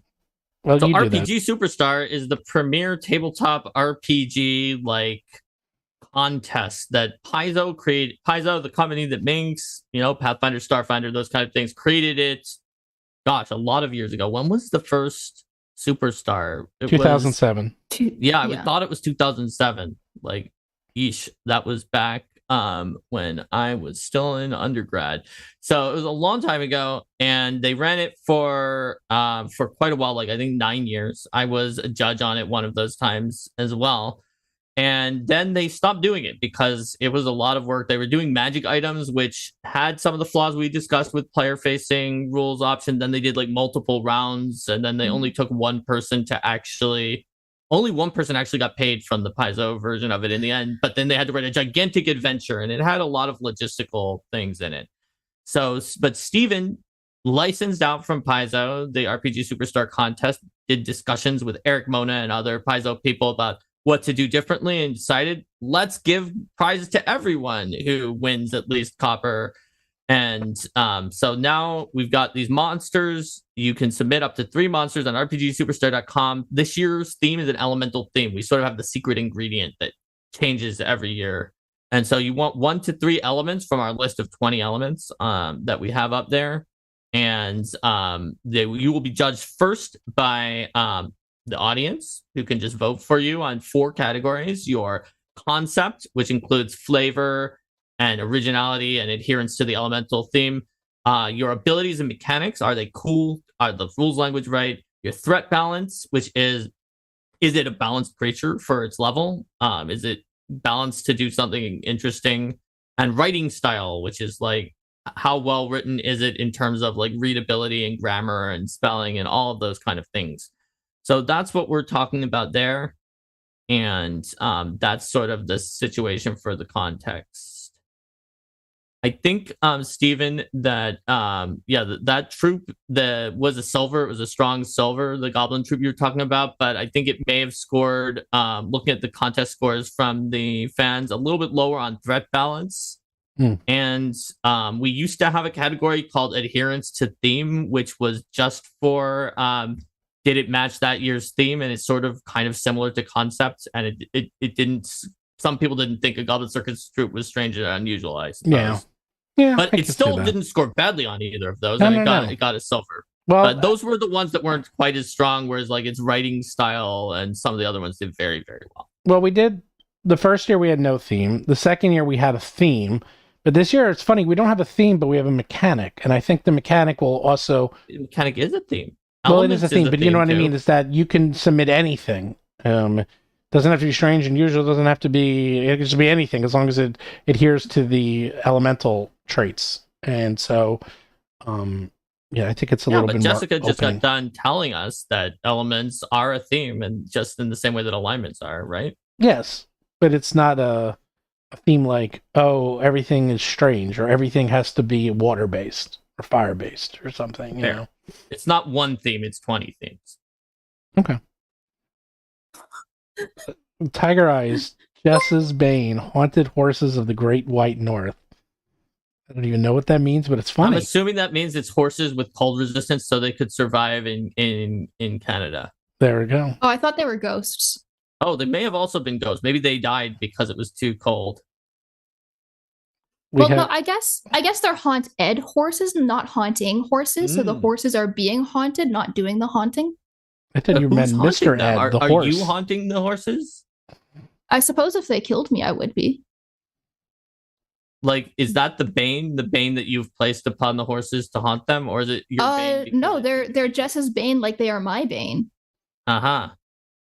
Oh my god. Okay, Chris the Thin horses Mint. have been related to stories, especially white horses, like stories of death. So anyhow, Chris the Thin Mint Road, what are your thoughts on whether creatures should be common, uncommon, or rare? Doesn't matter much. Yeah, it sure does. It does make a difference. So there's a few things that you want to think about. So number 1, in world, did you say that the creature was rare? I will definitely ding you if you... this didn't happen a lot, but you'd be surprised it did happen, where I saw a lore thing. It's like, these are incredibly rare because they can only be born when like this one particular type of creature that is already rare in the bestiary dies under mysterious circumstances and rises as an undead. And then it didn't have any rarity trait. I was like, okay, so that's actually just... It's hard to have your rarity be literally wrong, but it is possible, and I will ding you if you do that, because obviously that was rare since it was created from something that was already rare. So match your own description of it for one thing. Second of all, many types of creatures in Pathfinder 2nd Edition can be summoned if they're common. That's not necessarily a good thing if you're a new designer, because chances are that you put something in your creature that there's a decent chance you may have put something, if you were getting really creative with your abilities, that could cause weird issues if it was summoned by players that are no problem at all in a monster. And if you keep a common on a monster creature type, which elemental is, if you have elemental in there that can be summoned, you're at least from me as a judge, you are submitting yourself to 3 times additional scrutiny on your mechanics, and I will lower your score if it has a problem for being summoned. Whereas if you just put uncommon on there, then I don't care because it can't be summoned, and you will not lose any points for having ability to be weird if the players got access to it, because it's the GM's fault if they say you can befriend this monster from the bestiary that's uncommon or rare. So those are the 2 circumstances I would say. My favorite... elementals can be summoned. Fae, I believe, can be summoned. Yeah. And then your like outer planar outsiders can be summoned. Yep. So if you submit any kind of dragons, constructs, animals, plants, a lot of things can. Beasts can't, but don't let that fool you. If you put beast and elemental, it can still be summoned because it has elemental in it. So I think a lot of people are going to be tempted to add elemental trait, even if it also has the beast trait, in the same way that, like, I think the primal dragons have elemental and dragon. And the moment you've done that, it can be summoned. And therefore, if you make it common and you get me as a judge, I'm going to be stricter on you. However, if you do make something that even I, who am very harsh on this, think is going to be fine for a summon, maybe I'll throw you a bone on being impressed by it. But I personally wouldn't risk it if I had myself as a judge, and I would not submit a common summonable creature unless I was very sure about it. I just realized, do you know, like, almost every creature in Strange and Unusual is uncommon or rare, Mark? I'm like, I did go 21 that's because I added pages. the uncommon trait to a lot of them because I didn't want them to be summoned. Because they were strange and unusual, and so their story suggested that they were. It's like, if it's common, is it really strange or unusual? I actually expect to see more commons in Elemental Storm than in Strange and Unusual, because we didn't have a theme that was like almost guaranteed to be uncommon or rare. But I did add a decent number of those traits during my pass. It's funny. My favorite is unique, but good luck, because there's only, I think we have 2 unique item creatures between Battle Zoo 1 and 2. Maybe 3. Yeah, right. It's like Zakurok we have a few. Zakurok the Sockhill Tormentor, Maramacula, who's a unique one from like Italian folklore, who one of our Italian authors submitted, and then I think the monkey who the monkey's paw came from in the first book, which is also unique. Yes, it had a name to it. It was just like a pawless monkey that was very evil, very powerful, and was in search of its paw. That was A+, and that's one of my favorites of all time, because it's like, there's a story of the monkey's paw. This is the monkey the paw came from, and he wants it back, and he does like a CR like 22 or something insane. It's like, oof. The Eberoth, that's unique too. So there you go. There were more than more than 2. I guess there were 4. Unique is my favorite, but unique is literally unique. Like, that's the only Abira, one. the giant cult worship. Like slug or whatever it was, or no, lobster. The giant lobster. It's the giant lobster. That's and the artwork I had to go through like 10 passes, because I was like, first it was just a lobster, and I was like, it's just a lobster. You can't just have just a lobster as the monster. And I'm like, make it bigger, and then we made a big lobster, and then I was like, okay, it's just a big lobster. Okay, then we like add cultists near it and have them summoning it and like doing dances and stuff, and then I'm like, okay, now it's kind of this crazy kaiju lobster thing, because lobsters don't show any emotion. Think about it. Lobsters all look identical. Lobster was one of the toughest things I ever had to art direct. Like, how the hell do you make a lobster look cool? So you put a lot of things around it, and voila, you got a lobster. There you go, lobster kaiju. Lobster is extremely kaiju. That's very good. Oh, it is good as a kaiju, but lobsters just look like lobsters don't have a lot of range. If you think about it, they all look exactly the same. There's no difference. They're not like dogs or cats or horses. So yeah. So wait a minute, I just figured something out, Steven. Yes. Apparently Abira is an actual kaiju. Yeah, I think so. Like, as in from an actual Japanese film. The actual, is it the same exact word? I think it may be. So we can look into that later on. We may want to change its name slightly so that it isn't the exact same one. I knew actually, I did know when you were saying it makes such a good kaiju, I was like, yeah. Well, I do know it was based off of a kaiju. I knew it was based off of a weird meme about a No, cult I knew what it was like based. a I didn't know it lord was the cult, but I exact didn't same. realize that it was actually from a film. Oh no, I knew what it was from. And to be honest, I wasn't that big a deal because I'm like, dude, everything's a kaiju. So I wasn't like that like worried about it. But can't have the same name. That's a good find. That's what I mean. Yeah, that's and yes, different. it's just a portmanteau of shrimp and lobster in Japanese, but even so, Okay, yeah, we'll take a look at that. Well, good thing that came up. I'm sure that would have come up eventually. Ooh. Well, that is also why we publish our books as PDFs first before we print them. Because if that came up, then I could have changed the PDF and it would have never gone to print. So don't worry about it. Trying to see now. Let's add a T, Eberas. Okay, we'll talk about it later. Yeah. Typecasting lobsters. Ollie Wright, does rarity mean likelihood of the PCs encountering them, or how many there are in the world overall? So what it means for a creature, which is different than what it means for an ancestry, is that if the creature is common, that means that among monsters of that level, that they are relatively prevalent, and it's one of the things that you're more likely to see. Obviously, the world would be in peril if there was actually any evil creatures that were literally common as humans that were like level 20 and above. But that doesn't mean that but we like when we designed the game, we wanted people to know that among the level 20 monsters, like Balors are relatively more common than like some of the more obscure ones because they're very prominent demons. So there obviously aren't like hundreds of thousands of Balors running around in Golarion. That would just not work. Yes. Yeah, the Ebera, that is from, it actually is from a Godzilla movie, Ebera Horror of the Deep. I did know about it and I wasn't worried because I love Godzilla movies and there's a lot of these things. So, and a kaiju, you're gonna encounter a kaiju of every type if you want to go that direction, as I said, but we can't have the exact same name. So don't do that. Don't do that. We just got done talking about that earlier with the friendly trash fire. Yeah, don't do that. In fact, we caught it that earlier. You probably would have been disqualified. So you're right. Yes. They were lucky that they were not, I guess, at this point. Yeah, you're lucky I didn't get you. Let's see what's going on. Let me send you, so we don't forget. Mark just sent you a note. Yeah, good call.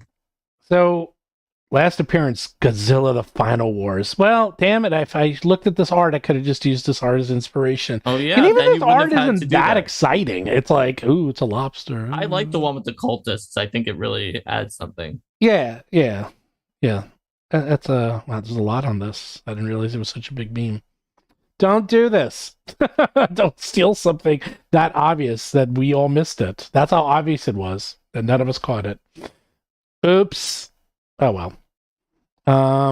It's from a Godzilla universe kaiju from the 50s, so you're unlikely to have heard of them. Oh, I'm old. I probably heard of it. Trust me. I'm older than probably Jess and Mark combined here. Well, Steven, how old do you think I am? You? Yeah. 23. I know you're not. Is that your final answer? No, seriously. Seriously? How old do you think I am? I have no idea. I don't even want to guess. Do you have my permission to guess? I will not be offended based on your guess. I will probably just think it's funny. Trying to think if you're close to Lauren's age. 35? You're very close. Do you think that you are over or under? Probably maybe slightly under. That is correct. That is correct. I was born in 86. Okay. So you're older than you look. Well, then you just take good care of yourself. It's genetic. The best way if you want to not appear older is to wear your sunscreen. Wow. The second best thing to wearing sunscreen is to be a shut-in and never leave the house and be nocturnal and never see the sun and live in Canada. Yeah. I agree with this plan. But also, Steven, if you wanted to be older than both of us combined, you'd have to be like almost like 80. Who said I'm not? Yeah. Maybe you are, and you're just like you're just like a vampire or something. I never and said that. you appear a lot younger than you. I have a cheat though, because I know you're close to Lauren's age, and I know Lauren's age because we make fun of her on our show because she's the youngest one, and we're always making jokes. And Lauren's like, I don't get it, and like me, Rob, and Vanessa Hoskins are always just like, oh, Lauren, you're so cute. So I think you would get them. I think You think so? yes, I think you're less of a, you see, unless it's biology related and something to do with octopuses or octopodes, then you will she doesn't really know about it. Octopodes. No, it's actually the correct term. It's octopuses. Or octopodes, or whatever, like the Greek one, but just not octopi. Not octopi. Nope, that's wrong. And no, it's octopodes is actually, I believe, how you pronounce it. Those are the two ways for multiple octopuses. So if you want to win a bar bet, there you go. We just more useless information to know. So I think 3 hours is the limit because I actually have to go to dinner.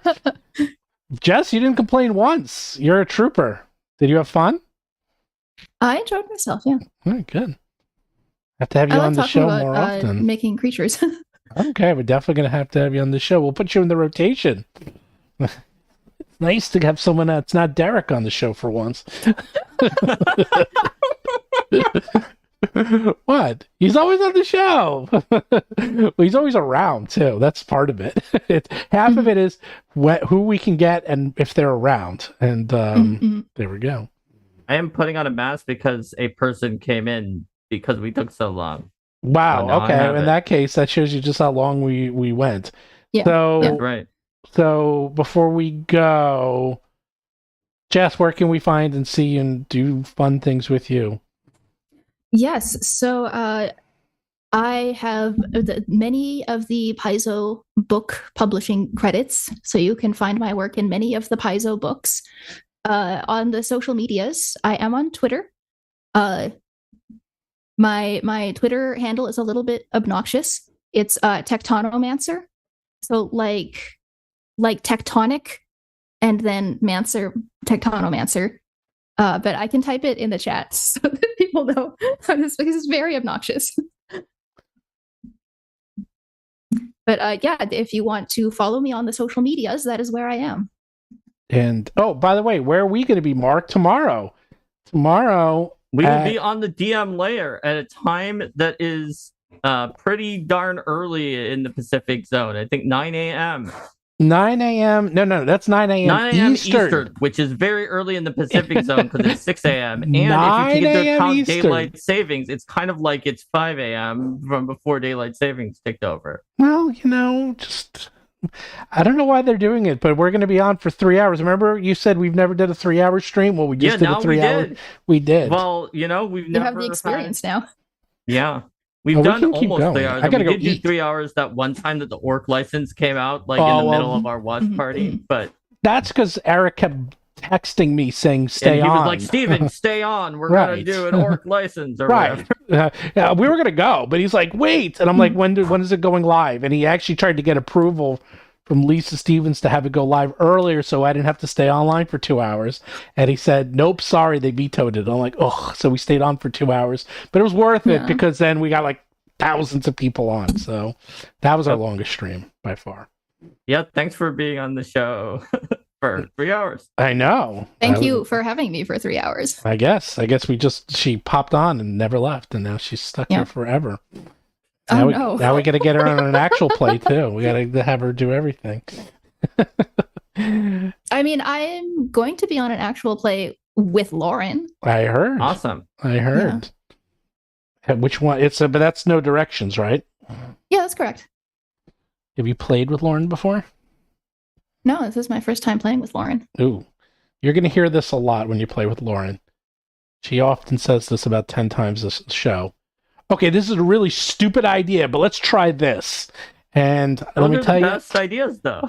You think I haven't heard that recording legend lore with Lauren? Oh my god, that's true. That's probably true. She says that a lot. And the funny thing is, half the time they actually are pretty stupid, but half the time they're pretty genius. There's a lot of genius ideas in there. She's outside the box, I tell you. That's why we love her. And if you have any more questions, just go to rpgsuperstar.com. You can enter, but real questions, we can answer general questions. And that's why we kind of did this, because if you submit your monsters and you want feedback on Discord, on the Roll for Combat Discord, we can't do anything. We're judges, so I can't help you. I can't help you with your specific monster, and we're not allowed, but I can give you general things, and that's the point of this show. And we'll probably have more of these because we have like 2.5 months for you to submit monsters. Don't feel like you have to submit them right away. There's no rush, okay? I will say don't wait till the last minute, but you have plenty of time to submit your monsters. And if you say to me, well, I submitted it, can I unsubmit it? Because people have asked that, and the answer is no, you cannot. So don't make a mistake. Do it correct the first time, okay? Yeah, so you can get started writing now, but just for the time being, just save it on the site. Yeah. So that way you can, even if you think you're finished, just save it and leave it there. And then in like a couple weeks, go back and look at it. And then every couple of weeks, just keep going back and looking at it and see what your thoughts are about it as the thoughts that you had while you were designing it start to leave your brain. Because the best kind of second pass you're going to be able to do on your monster is going to be once you no longer remember the experience of writing what you already wrote. Because that's when you're going to start seeing the mistakes and the things that you accidentally left out that make things unclear. Yeah, unfortunately, I'm going to tell you that I've completely rewritten my monsters more than once when I do that. Which the downside, the good / downside is you'll write it and then you'll come back to it a few weeks and you'll be like, ooh, what was I thinking? And then you rewrite it. And it usually ends up much better, but it's, don't feel like, oh, I wrote it, it's done, I don't want to deal with this, and just submit it. Like, don't do that. Just go through it a few rounds. 1 minute. And now my dog has visited me. Hello, Zoe. I can't pick her up. She does not like getting picked up. All right, well, Mark is going to go and have his home fumigated. I'm going to go have dinner. It's and actually then Jess... a different thing where the laundry machine is being taken out because it leaks. Great. You got a great place there. You're invaded by... Maybe the ants that invaded your place broke the laundry, Mark. Yeah, maybe. They were carpenter ants, so it's like possible. They're like, you have gremlins. I think you have gremlins in your place, Mark. I think that I might. It's probably the other gremlin that Jess wrote that wasn't the one that was in her top 3 because they chew rocks and wood and things like that. They destroy homes. Oh, well, welcome. You got Jess's monster in your house, Mark. There you go. I can hear them in the background breaking everything. It's great. Yeah. What a nice way to end the chat stream. All right. See you guys tomorrow. Take care, everyone. Great show. See you next